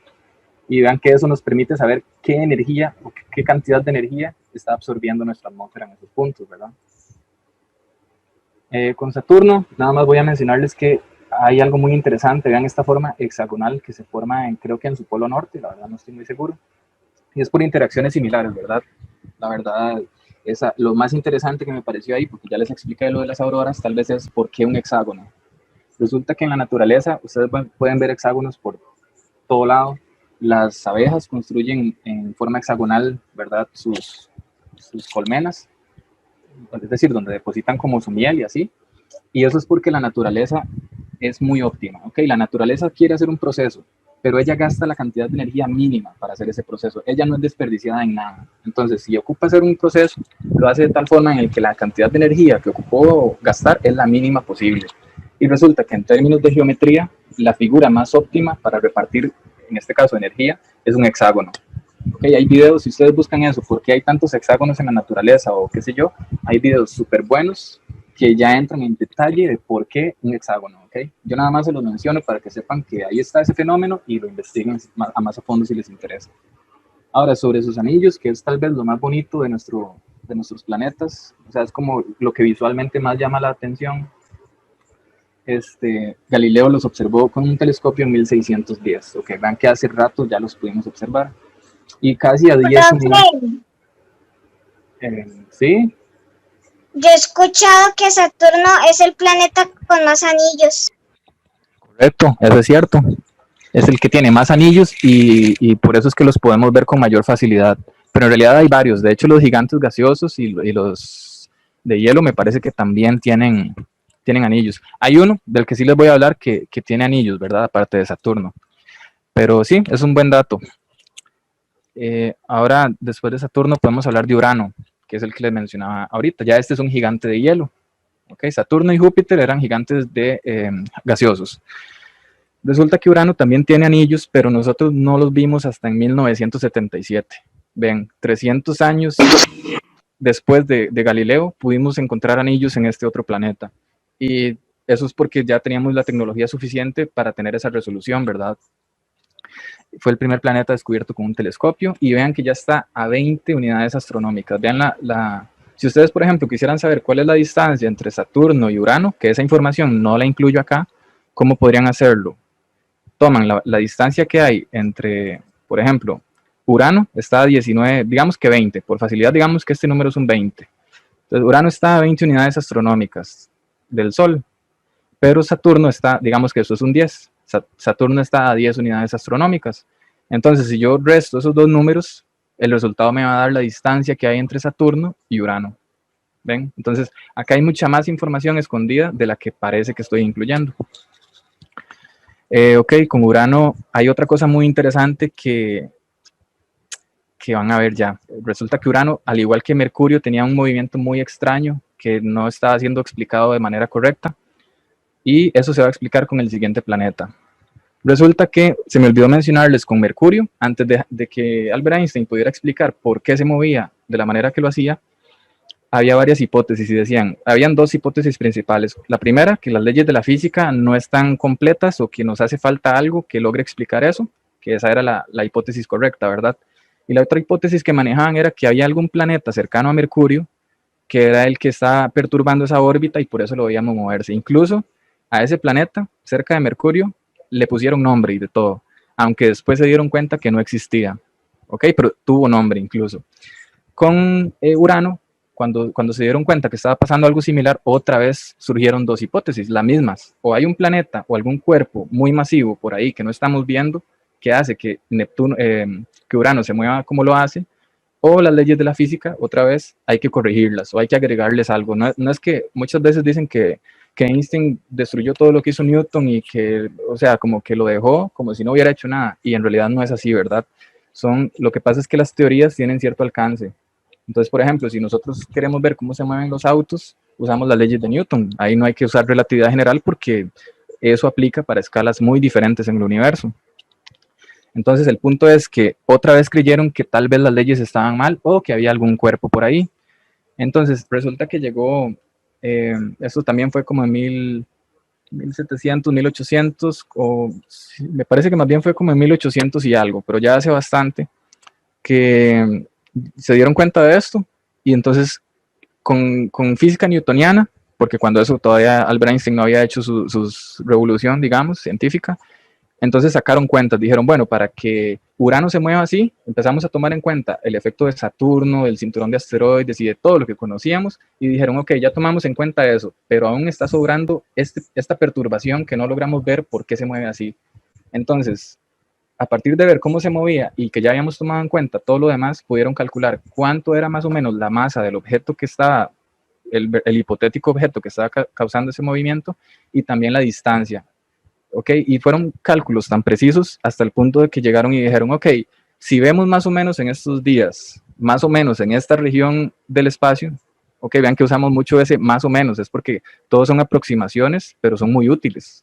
Entonces dijeron, más o menos en estos días podemos poner los telescopios en esta dirección del cielo y deberíamos observar ese hipotético planeta. Y resulta que así fue. Lo hicieron con cálculos matemáticos, apuntaron los telescopios y alguien de apellido Le Verrier encontró Neptuno, ¿verdad? Y eso es interesante porque es el único planeta de nuestro sistema solar que fue predicha su existencia usando cálculos matemáticos. Los demás fue con observaciones experimentales. Y con eso terminamos la tercera parte de la charla, que sería sobre los planetas, ¿verdad? No sé si quieren agregar alguna pregunta o comentario. Hay algunas preguntas interesantes. Por ejemplo, ¿por qué los planetas giran? ¿Por qué los planetas giran? Ok, resulta que este tema de la conservación de momento angular que mencionaba antes, vean que está súper relacionado con el giro. Ok, y, o sea, aunque sea mínimo, pero tienen que girar, porque, digamos, la masa del planeta no se concentra especialmente en el centro. Ok, uno está muy acostumbrado a que lo que se imagina es que como son más o menos esféricos, uno dice, ok, el centro de gravedad está en el centro geométrico. Eso es lo que uno se tiende como a imaginar, pero resulta que esa no es la realidad, ok. Y la gravedad es una fuerza que actúa hacia el centro de los objetos, ok. Entonces, si hay cambios en la densidad, es decir, que hay partes, como les mencioné con las capas, vieron que hay capas que son más densas en la Tierra. Resulta que dependiendo de eso, el centro de gravedad va a estar ubicado en un punto distinto al centro geométrico del cuerpo. Y eso es como cuando ustedes tienen, imagínense una bola y la patean no en el centro, sino que la patean desplazado un poquito del centro. Con solo el hecho de que ustedes no están pateando en el centro, la bola, aparte de que se va a ir hacia hacer el gol, digamos, va a empezar a girar sobre su propio eje. Entonces, básicamente es por eso, ¿verdad? Porque el centro de gravedad no coincide con el centro geométrico de los cuerpos en la mayoría de casos. Ok. ¿Cuánto falta para la muerte térmica? Ok, esas estimaciones son, no manejo el número, pero o sea, sí son varios diría yo miles de millones de años, o no sé, es bastante, o sea, es bastante tiempo, como les digo, el universo tiene aproximadamente, verás que tengo un poco de ruido de fondo, voy a otra vez a mutear ahí, que el universo tiene aproximadamente 14.000 millones de años luz, de mil millones de años, y falta aún más de ese tiempo para llegar a ese punto, ¿verdad? Y para los que no saben qué es esa muerte térmica, resulta que hay una ley en la física, hay un fenómeno natural que se conoce como entropía, y es lo que explica por qué si ustedes quiebran un vaso, por qué el vaso no se regenera solo, digamos, por qué la naturaleza tiende como no a desordenar, porque muchas veces se dice que entropía es sinónimo de desorden. No, lo que hace la entropía es que aumenta las posibilidades, los posibles resultados que podemos obtener. Y la naturaleza, como yo les dije, que es lo más económica posible, ella tiende a repartir de forma lo más equitativo posible toda la energía. Entonces, lo que está haciendo el universo en niveles, en términos termodinámicos, digamos, es repartiendo la energía de forma homogénea en todo el universo. Y cuando llegue a ese punto, entonces ya no se va a poder, digámoslo así, desordenar más porque ya se repartió toda la energía de forma homogénea, ¿ok? Pero, o sea, eso es un proceso que tarda muchísimo, muchísimo tiempo y la verdad no manejo el dato. Solo sé cómo funciona más o menos, qué es lo que está pasando, pero no les sabría decir así como cuándo va a ocurrir. Sí, esa es una pregunta bien difícil. Y otra, ¿a qué se debe la órbita de Urano? La órbita de Urano. Bueno, como les decía, ¿verdad? No sé si a lo que se refiere es a lo que me voy a referir, pero bueno, que Urano tenía un comportamiento extraño y luego se dieron cuenta que era porque estaba Neptuno, dame un momento nada más para ubicarme ahí. O sea, esa perturbación que les contaba era porque había un planeta que no conocíamos, ¿verdad? Pero esperen porque para buscar bien en dónde está Urano, me dijo, ¿verdad? Sí. Ok, vamos a ver si logramos llegar algún día hasta ahí. Sí, es porque eso que les contaba, ¿verdad? Que había un planeta que no habíamos descubierto que estaba haciendo que el movimiento fuera un poquito distinto a lo que nosotros podíamos explicar de acuerdo a lo que veíamos. Ah, bueno, sí, aquí está. Entonces, venga, Urano tiene una órbita extraña, digámoslo así, que tampoco es que sea súper rara, sino que simplemente no calzaba con los cálculos que estaban en el momento.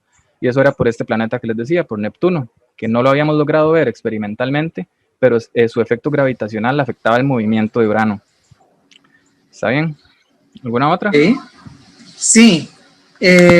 Una luna podría considerarse un planeta enano si no orbita a un planeta ¿O hay algo que los diferencie de los planetas enanos?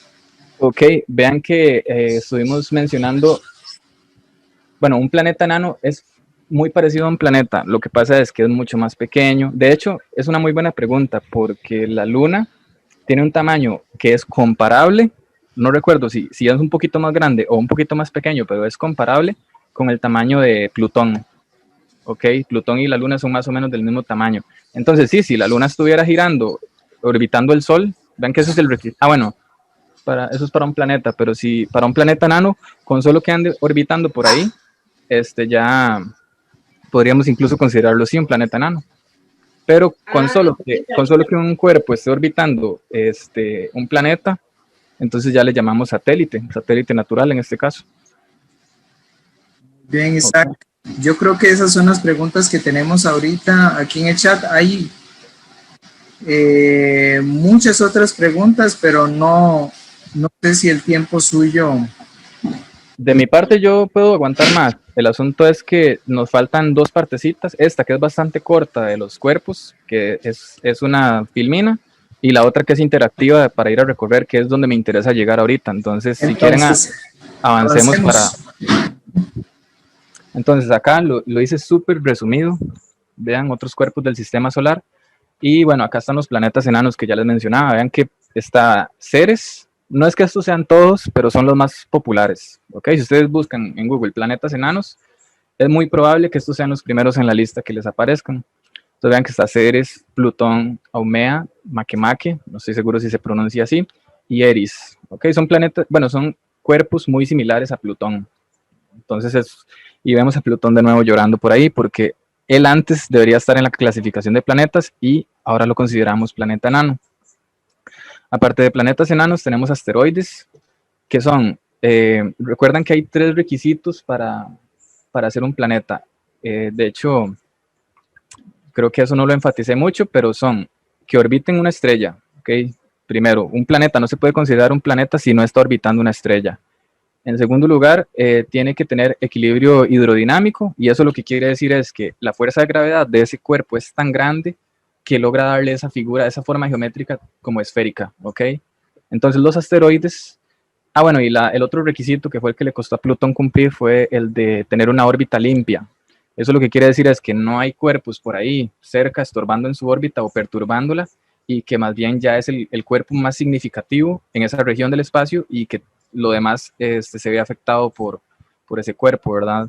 Entonces los asteroides no cumplen ninguna de esas dos, porque no tienen suficiente fuerza de gravedad para que agarren para que tomen una forma esférica, y bueno, no están orbitando necesariamente al Sol como tal.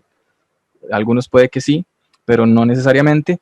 Y ok, entonces ven que los asteroides, ahora si seguimos avanzando, llegamos a los meteoroides, que se obtienen, por ejemplo, si 2 asteroides chocan y digamos que salen escombros de esas colisiones, esos escombros se conocen como meteoroides, ¿ok? Claro, no todos. Si esos escombros son más pequeños de 50 metros, entonces a eso le llamamos un meteoroide. Pero vean que la diferencia, al menos químicamente, no existe. Los meteoroides están hechos de lo mismo, solo que son más pequeños de 50 metros. Entonces, si encontramos algo que ya mide 52 metros, ya por definición, tendríamos que considerarlo como un asteroide. Ok, ahora, digamos que ya tenemos un meteoroide, un cuerpo ahí, qué sé yo, que mide 20 metros de largo y que está en el espacio interplanetario. Si alguno de esos meteoroides pasa muy cerca de un planeta, entonces va a verse afectado por su fuerza de gravedad, que lo va a atraer hacia el planeta, hasta el punto incluso de que el meteoroide entre en la atmósfera del planeta. ¿Ok? Y en esa etapa donde ya el meteoroide entró en la atmósfera, por la fuerza de fricción y todo, porque va súper rápido. Ustedes han visto, por ejemplo, películas donde cuando algo entra a la atmósfera se ve el fuego así súper caliente. Eso mismo le pasa al meteoroide, pero ya ahí no lo conocemos como meteoroide, ya ahí le llamamos meteoro. Ya en el momento en el que llegó a la atmósfera y empezó a quemarse y empezamos a ver esa luz, ahí le conocemos como meteoro, lo que popularmente conocemos como estrellas fugaces, ¿ok?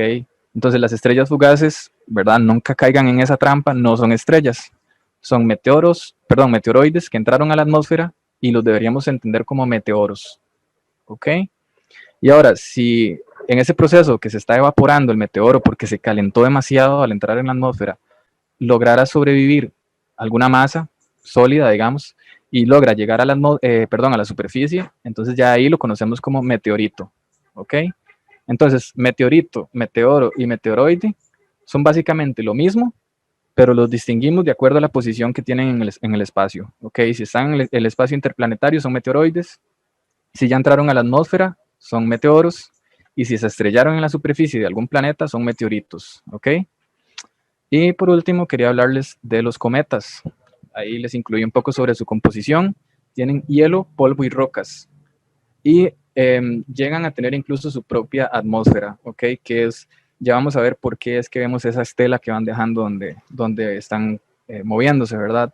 Resulta que otra vez vuelve a aparecer el viento solar, y cuando un cometa interactúa, recuerdan como lo de las auroras boreales, es un proceso un poco similar, que tenemos un exceso de energía, de partículas que están cargadas, vienen y en primer lugar por el calor se empieza a derretir el hielo, por ejemplo. Entonces, y aparte de eso, como la atmósfera tiene gases, ¿verdad? Esos gases se ionizan. Cuando algo se ioniza, pueden visualizarlo así, un átomo tiene en su núcleo neutrones y protones, y alrededor tiene electrones ahí moviéndose. Entonces, cuando uno dice, mira, es que tenía helio y lo ionicé, por ejemplo, lo que hicimos fue que arrancamos los electrones que estaban alrededor, ¿verdad?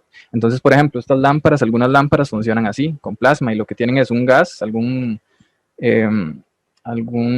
gas noble que se ioniza con un campo eléctrico, es decir, le ponemos una corriente eléctrica, y eso hace que los electrones, dependiendo de la intensidad del campo eléctrico, los logremos arrancar, y eso lo vemos como una luz característica de esos niveles de energía que les contaba. Entonces, eso sumado al hecho de que se empieza a derretir esa masa de hielo que pueden tener, es lo que deja la estela de los cometas donde van moviéndose. Y alguien me preguntó algo sobre el cometa Halley ahorita, y este es el momento de verlo.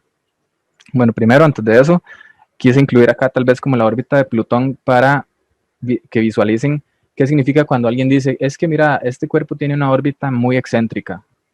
Eso quiere decir que su órbita es como un círculo, pero muy alargado. Como que yo agarré un círculo y lo estiré, ¿ok? Entonces, con eso nos referimos a que su órbita es muy excéntrica. Ven que la elipse es bastante marcada para Plutón. Y bueno, ahora veamos la órbita del cometa más famoso, tal vez, el cometa Halley, que de hecho nos visita aproximadamente cada 70 y algo de años, no manejo el número exacto, y si no me equivoco, tal vez alguno o el profe me corrige, pero me parece que la última vez que pasó cerca de nuestro planeta fue en la década de los 90, y la próxima vez va a ser en el 2060 y algo. ¿Ok? Entonces, probablemente muchos ojalá de nosotros, podamos verlo. Y vean que la órbita es aún más excéntrica en comparación con la de Plutón. Ok, entonces vean, acá se cumple algo que alguien hace muchos siglos ya explicaba, que son las leyes de Kepler. Kepler fue alguien muy importante también en la historia de la física, y en una de sus leyes él relacionaba, llegaba al punto que uno podía decir, bueno, si estamos muy cerca por ejemplo, del Sol, que es lo que el cometa está orbitando, la velocidad va a aumentar en esos puntos, ¿ven? Ok. Entonces, en parte porque se tiene que conservar el momento angular, que era lo que les contaba, que entre más pequeño sea el radio, si el radio disminuye mucho en comparación con el punto donde estamos orbitando, entonces la velocidad tiene que aumentar. Y si nos alejamos mucho, por ejemplo, de ese punto, entonces la velocidad disminuye. Y vean que esta animación incluye ese efecto. Cuando estamos muy cerca del Sol, vean que se mueve súper rápido, y en los puntos más lejanos se mueve más lento. Eso mismo le pasa a la Tierra. ¿Ok? Y eso también aplica para los cometas o cualquier cuerpo que esté sujeto a este tipo de movimiento. Y a la derecha les quise incluir una animación de un meteoro o de una estrella fugaz, como mejor las conocemos, ¿verdad? Y con eso concluimos estas 4 secciones que tenía preparadas. Ok, entonces si quieren terminemos con la parte de preguntas de esta sección y pasamos tal vez unos 10, 15 minutos. También depende mucho de ustedes, de lo que quieran ver de aquí en adelante, para seguir con las animaciones que tenía preparadas, ¿verdad? Entonces, si quieren, aprovechan para hacer más preguntas mientras preparo lo que sigue. Profe, Sí. ¿verdad que todos los planetas están agarrados de la materia oscura? Es por eso que no se desordenan. Mira, más o menos, más o menos. Ese tema de la materia oscura tiene mucha tela que cortar, ¿verdad? Les voy a explicar más o menos qué es eso para ver si tal vez se aclara su duda. Resulta que nosotros estamos viendo constantemente el cielo, ¿verdad? Y hay muchos objetos que son visibles con el tipo de luz que nuestros ojos perciben, pero hay otros fenómenos que no, como lo que les enseñé ahorita, que había una foto del sol en rayos X. Esa información de rayos X no se puede ver con la luz visible. Y, ok, entonces, todas las partículas que tengan carga eléctrica se pueden ver porque interactúan con la fuerza electromagnética, que es la que explica la luz y la que explica todos los fenómenos ópticos. Pero resulta que la materia oscura es idéntica a la materia ordinaria, que es la materia de la que está hecha el Sol, los planetas y todo, pero con la diferencia de que no tiene carga eléctrica. Entonces interactúa con la gravedad, interactúa con otra fuerza que se llama la nuclear débil, incluso con la nuclear fuerte, pero no interactúa con nada que tenga que ver con luz. Entonces es algo muy extraño y ahorita ustedes yo sé que me pueden preguntar, pero entonces ¿cómo saben que está ahí si no se puede ver? Y la respuesta es que nosotros podemos hacer astronomía ya vimos que con la fuerza de gravedad, igual que cuando vimos por qué Mercurio se mueve tan extraño, aunque no estuviéramos viendo ese cuerpo bueno, Mercurio no, porque ese no fue por otro planeta, pero en el caso de Neptuno sí, que por qué Neptuno se mueve así de extraño, y era porque había un cuerpo que no habíamos logrado ver por ahí. Resulta que la materia oscura es algo que sabemos que está ahí, y por más que la busquemos con telescopios, nunca la vamos a poder ver porque no interactúa con la luz, ¿ok? Entonces nosotros sabemos que está ahí porque vemos sus efectos gravitacionales, ¿ok? Entonces nosotros, ¿y eso cómo se dieron cuenta que existía? Porque estudiaron el movimiento de galaxias y de estrellas lejanas y de un montón de cosas, sacaron las cuentas y vieron que la cantidad de masa o de materia que era visible no era suficiente para explicar el movimiento que estábamos observando, ¿verdad? Entonces ahí crearon ese concepto de materia oscura y pues ahí estamos. De hecho, nadie sabe a ciencia cierta de qué está hecha la materia oscura. Entonces, ¿verdad? Eso es para que se den una idea que, bueno, y otra cosa muy interesante es que en el universo ya sabemos también a grandes rasgos de qué está hecho. Y para que se den una idea, nada más ahí, la materia oscura ocupa más o menos el 23% de todo lo que hay en el universo. ¿Ok? 23%, ojo, es un número bastante grande. El otro porcentaje grande se lo lleva a algo que se llama la energía oscura, que es algo bastante reciente y que es algo muy parecido que no sabemos bien qué es, pero bueno, yo en particular hice un artículo para el CINESPA en el 2018, me parece, sobre eso, o sea, no solo sobre energía oscura, sino como era sobre la evolución del universo, y ahí aparecía un tipo de fluido que coincidía con las características de la energía oscura, ¿ok? Entonces es algo que matemáticamente sale ahí en los cálculos y algo que podemos ahí como empezar a estudiar de manera muy teórica y que también podemos medirlo de ciertas maneras en el universo. La energía oscura, solo para que sepan, es la responsable de la expansión.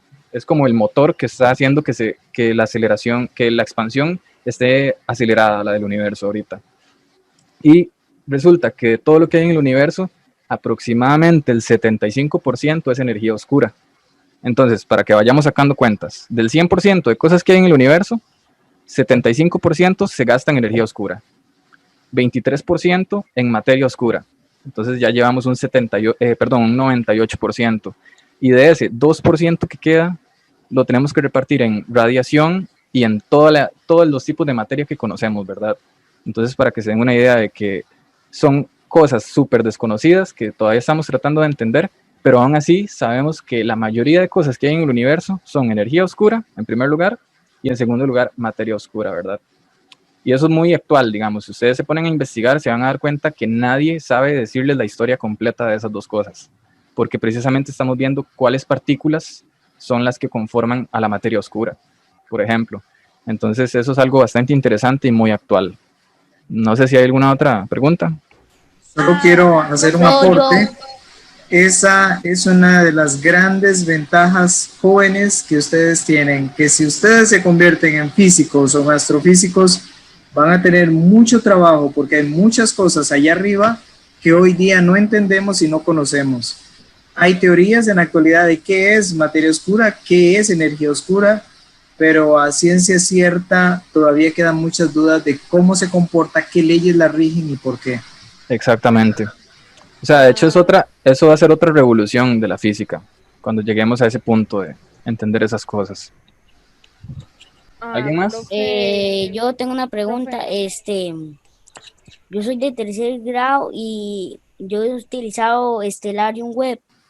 En el sol vi como unos puntos negros. ¿Eso qué es? Ah, ok. Buena pregunta y se me escapó honestamente cuando hablé del Sol. Resulta que el Sol tiene un campo magnético muy intenso y ese campo magnético interactúa claramente con las partículas que están ahí, el plasma y todas las partículas cargadas. Resulta que esos puntitos negros sirven como una especie de mapa para ver, digamos, entre más negro, si una región es muy negra es porque ahí la intensidad magnética es sumamente exagerada, ¿ok? Entonces, pues sí, ocurre porque no es que ahí no se está liberando energía o no se está liberando luz, entre comillas, a como nosotros la conocemos, pero se está, por ejemplo, está emitiendo en rayos X, que era lo que les enseñaba. Hay regiones que aparecen oscuras porque la luz que sale de esos puntos no coincide con el rango que nosotros logramos ver, que son los colores que nosotros conocemos, ¿verdad?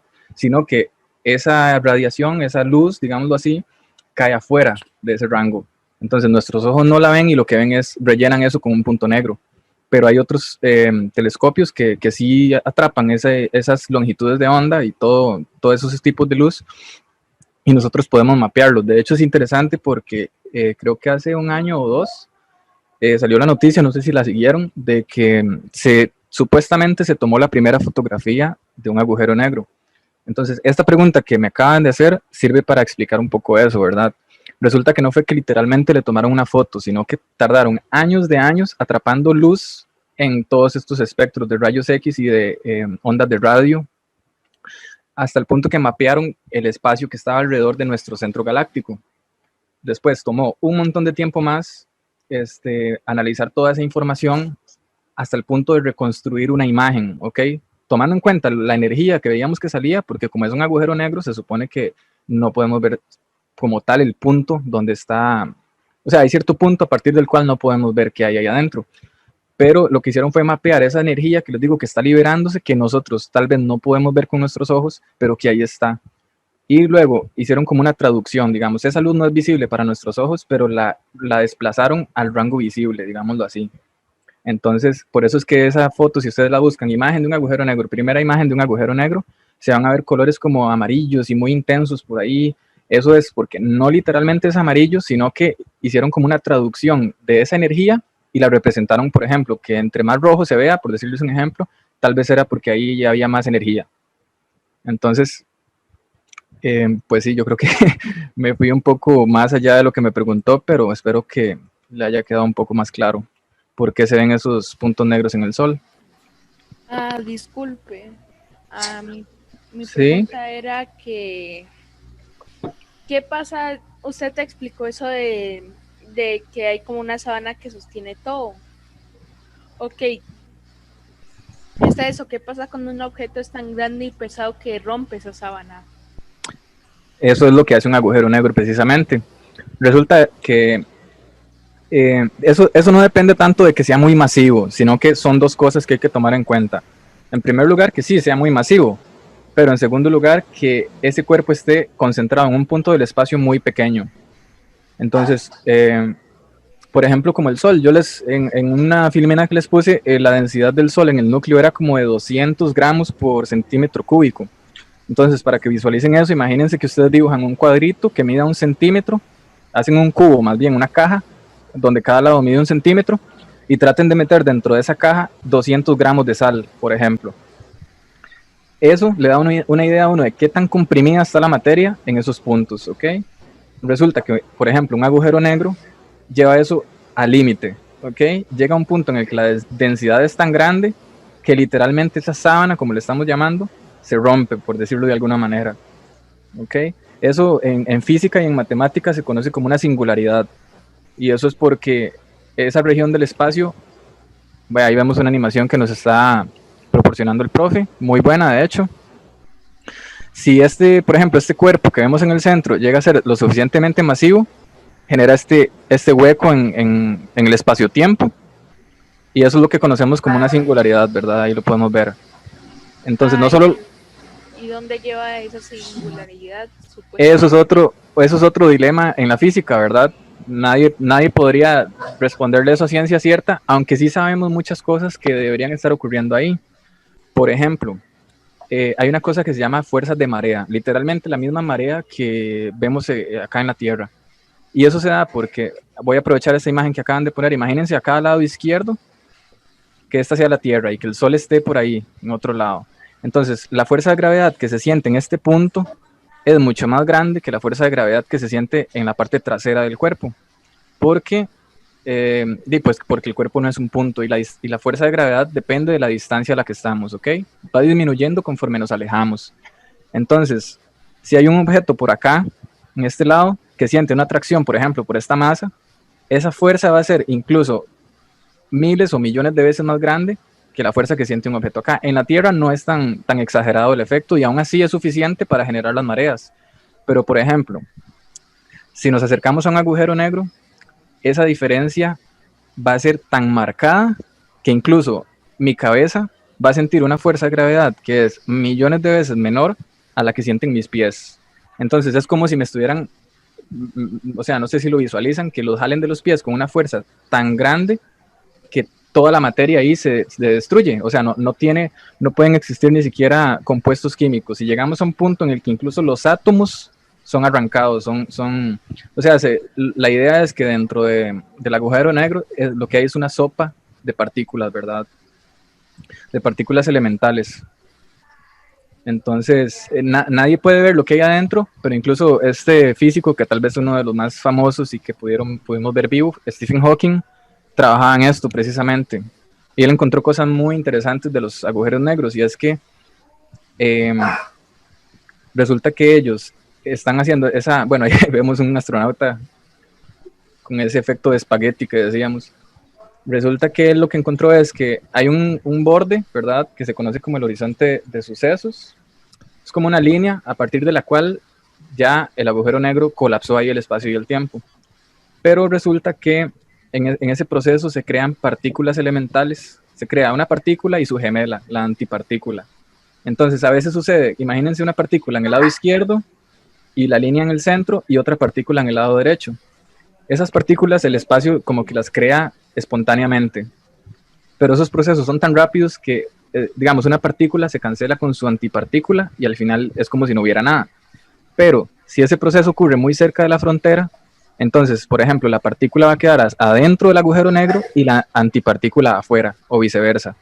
Y a eso Stephen Hawking le llamó radiación, bueno, se le conoce como radiación de Hawking al día de hoy. Entonces los agujeros negros no solo absorben, sino que por este fenómeno que es un poco cuántico y relativista, se da el caso que los agujeros negros en realidad expulsan partículas, ¿verdad? Y bueno, ahí vemos una representación artística, ¿verdad? Eso no es una foto real, pero al menos ayuda como a ver las capas de un agujero negro. Está el horizonte de sucesos, que es la frontera que les contaba, y la singularidad en el centro. Y bueno, ahí es una esfera de fotones que son como las diferentes regiones que puede tener ¿verdad? La materia empieza como a deshacerse literalmente y van quedando capas de fotones y otras cosas, ¿verdad? Y ahí uno lo que puede aprender es como lo que les enseñé del ciclo de vida del Sol, que él llega a un punto final de la vida donde se convierte en una enana blanca, pero hay otras estrellas que son mucho más masivas, que no van a terminar como una enana blanca, sino que pueden terminar como una estrella de neutrones. Y ahí lo que pasa es que están quemando cada vez elementos tan pesados y tan pesados que la estrella colapsa sobre sí misma, ¿verdad? Hasta el punto que lo que quedan adentro son neutrones nada más, por eso la conocemos así, ¿verdad? Bueno, ahí podemos ver, sí, un ciclo de vida ahí está la nebulosa planetaria y la enana blanca, que es como va a terminar nuestro Sol.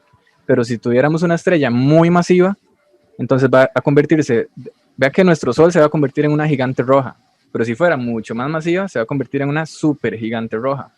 Y estas son las que sí explotan y sí se forma una supernova. De hecho, metales como el oro, la plata o elementos químicos que son muy pesados se forman acá, porque se quema hidrógeno en helio, luego carbono, luego silicio y se sigue hasta un punto donde se generan elementos nuevos. De hecho, esto hace como un par de años fue muy interesante porque descubrieron, ahí resulta que otra vez aparece Albert Einstein. Cuando él hizo todas sus teorías, había una predicción de que debería existir un nuevo tipo de onda. Nosotros estamos familiarizados con las ondas de sonido, con las ondas de luz, con las ondas mecánicas como las que vemos en el agua cuando tiramos una piedra, pero resulta que hay otro tipo de onda que son ondas gravitacionales. Entonces resulta que hace un par de años, por primera vez, después de 100 años de que se predijeron, se lograron detectar. Y lo que hicieron fue que vieron que había una perturbación de esas que conocemos como onda gravitacional, pusieron todos los telescopios a ver en esa dirección, y lo que estaba ocasionando eso era una estrella de neutrones, o bueno, más bien creo que era bueno, había una que era porque habían dos agujeros negros muy grandes que estaban orbitando el uno al otro y generaban esos efectos, pero también las estrellas de neutrones logran ocasionar eso, ¿verdad? Y es básicamente porque llegaron a un punto donde crearon tantos elementos químicos tan pesados que el remanente de esos son neutrones. Y los neutrones tienen unas cosas muy por fuera, pero en la teoría del Big Bang nos dice que es como un inicio del universo, nos dice que esto fue como hace 13.800 millones de años, pero usted en otra nos dijo que eso había iniciado hace muchísimo más tiempo. ¿Son temas diferentes? ¿Hay diferencias o quedan únicamente en teorías? No, de hecho, esos 13.800 millones de años, yo los mencioné. En algún momento yo dije que la edad aproximada, la que se ha calculado, es aproximadamente 13.800 millones de años. Y sí, digamos, eso, lo que pasó al inicio se supone que fue el Big Bang, ¿verdad? Antes de eso, pues no es que, o sea, nadie sabe porque también es algo muy en estudio, pero no es que literalmente tal vez no había nada, sino que es una etapa del universo que conocemos como Big Bang, que fue donde empezó esa expansión. Y no, pero sí coincide, lo que usted me está diciendo, son aproximadamente 13.800, solo que tal vez por facilidad yo a veces digo que son casi 14.000 millones de años, ¿verdad? Pero sí, eso sí lo tenemos muy bien observado, de hecho, para saber esas cosas, porque yo sé que es muy extraño que puedan decir, pero ¿cómo saben que esa edad tiene? O ¿me entiende? ¿Cómo podemos hacer eso? Resulta que cuando les expliqué lo de años de luz, nos dimos cuenta que la luz de ahí tiene que viajar en el espacio y le toma cierto tiempo. Entonces, cuando yo veo en el espacio, yo estoy viendo hacia el pasado. Porque, por ejemplo, yo estoy viendo el sol de hace 8 minutos, ¿verdad? Porque eso toma la luz de tiempo llegar hasta acá. Y entre más lejos empiezo yo a ver en el espacio, la luz que estoy viendo le ha tomado más tiempo llegar, ¿verdad? Entonces, resulta que como el espacio se está expandiendo, conforme esta luz avanza, también sufre ese efecto de que el espacio donde se va moviendo se cambia. Entonces, al final nosotros lo que vemos es como una luz muy antigua. De hecho, cuando ustedes no sé si se acuerdan cuando teníamos televisión analógica, hace muy poquito de hecho, que se veía como una estática. Esa estática literalmente se pueden considerar como rayos cósmicos. Es como señal que nos está llegando de afuera, ¿verdad? Resulta que con eso obtuvieron una imagen que se conoce como radiación de fondo de microondas. Y esa es la primera luz, esa es la primera radiación que podemos ver en el universo. Y entonces, como es tan lejana, en realidad nos está dando una idea de qué tan viejo era y nos está dando una idea de qué estaba hecho. O cómo era, por ejemplo, la distribución de materia en esas etapas tan tempranas, porque en esa imagen se pueden ver que hay partes muy coloridas y hay otras partes como con huequitos. Entonces, todo eso se estudia así, a partir de luz. Es como les decía, en el taller de espectroscopía van a ver cómo muchas cosas, como cómo sabemos que el Sol tiene hidrógeno o cómo sabemos que tiene helio. ¿Ok? Y en realidad todo eso, y incluso esto de la radiación de fondo de microondas, se puede entender mejor una vez que hayamos visto ese taller, ¿verdad? Pero muy buena la pregunta. Y, pues o sea, muchas entonces gracias.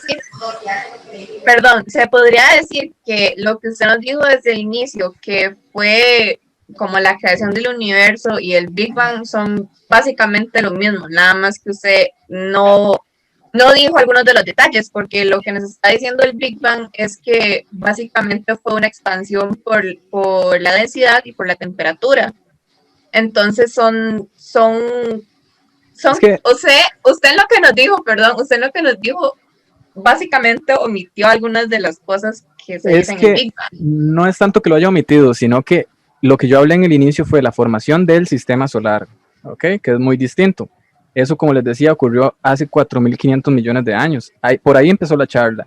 esto de lo que estamos hablando ahorita, no lo mencioné porque se sale completamente. El Big Bang se presume que pasó hace 13.800 millones de años y es completamente aparte de la formación del sistema solar. Entonces, cuando yo empecé a hablar de esa nube que se comprimía y todo esto, me estaba refiriendo concretamente al sistema solar. Para tal vez lo del Big Bang, ya eso habría que ser otro taller al que yo lo bautizaría como cosmología, que ya es la rama de la física que estudia el universo a gran escala, digamos, y muy atrás en el tiempo, por ejemplo. Entonces, sí, eso no fue que, bueno, sí lo omití, pues, pero es que no pretendía ni siquiera referirme a eso, ¿ok? Aunque su pregunta está muy interesante, obvio, pero por eso fue que no lo mencioné, porque me estaba limitando al sistema solar. Bueno, agradecemos mucho la participación de todos y por estar presente hasta este momento. Ya se han retirado algunos. No queremos terminar sin que Isaac nos explique de qué va a tratar el taller del jueves. Va a ser en los mismos medios de comunicación. Además, este taller de hoy quedará grabado y aparecerá en fizicalinda.com el video si lo desean repasar. Ok. Sí, ya tenemos que ir cerrando porque la verdad ya bastante tiempo, más que todo por las preguntas que eran bastante buenas. Y esto que estoy enseñándoles, en realidad lo podemos ver en cualquier otro taller, tal vez para no extender mucho. Pero, con permiso. ¿sí? Yo quería hacer una preguntita. Claro. Es que alguien dijo que había otra luna nueva que se estaba acercando a la Tierra, ¿es cierto? Que yo sepa, no. No le aseguro que sea mentira, pero al menos yo no sé nada al respecto, no. Le quedo mal ahí, pero muy probable que no, la verdad. Con permiso. Ok. Vean, entonces, Profe, disculpe, ¿sí? es una pregunta muy corta. Ok. ¿Hay una probabilidad de que el tiempo de vida del Sol pueda disminuir? Pues si lo hace, es porque nosotros no estábamos entendiendo bien los procesos o porque no tuvimos en cuenta algún efecto, pero las estimaciones son porque son números que conocemos muy bien, digamos, la masa del Sol y los procesos que están ocurriendo. Pero si drásticamente dijeran, como no, vieran que les queda mucho menos tiempo al Sol, es porque en realidad tal vez no estábamos entendiendo bien el problema. No considero que sea por alguna catástrofe ahí solar ni nada así. Sí. Profe, una pregunta. Sí. ¿Es cierto que antes, como la luna estaba demasiado alejada de la Tierra, demasiado cerca, perdón, antes los días duraban 5 horas? No recuerdo haber escuchado algo de que el día dure 5 horas, pero ok, recordemos primero que el día se define como el tiempo que le toma al planeta hacer un giro completo sobre su eje, ¿verdad? Y ese tiempo es como 24 horas. Entonces, si la luna se acerca o si estaba más cerca, claramente va a afectar la manera en la que rota, pero no sé si hasta ese punto, la verdad no creo, y no sé si el profe Rashid tiene algún registro de eso, pero al menos yo nunca he escuchado de que haya una etapa donde el día duraba 5 horas, honestamente. Podría ser relacionado con la carencia de la luna. Si la luna no existiera, la rotación de la Tierra sería mayor. Entonces, tal vez en un periodo donde la luna no existía. Ajá, eso sí. Sí, como en Pues la etapa de formación. Sí. Isaac, terminemos ya porque son las... Sí, ya. Con permiso. Vamos a cerrar la sección de preguntas acá. Agradecemos mucho la participación. Por favor, acompáñenos en los siguientes talleres. Ahí se les van a aclarar muchas otras dudas que ustedes tienen. Sí. Quedan 5 talleres más que tienen muchos temas interesantes.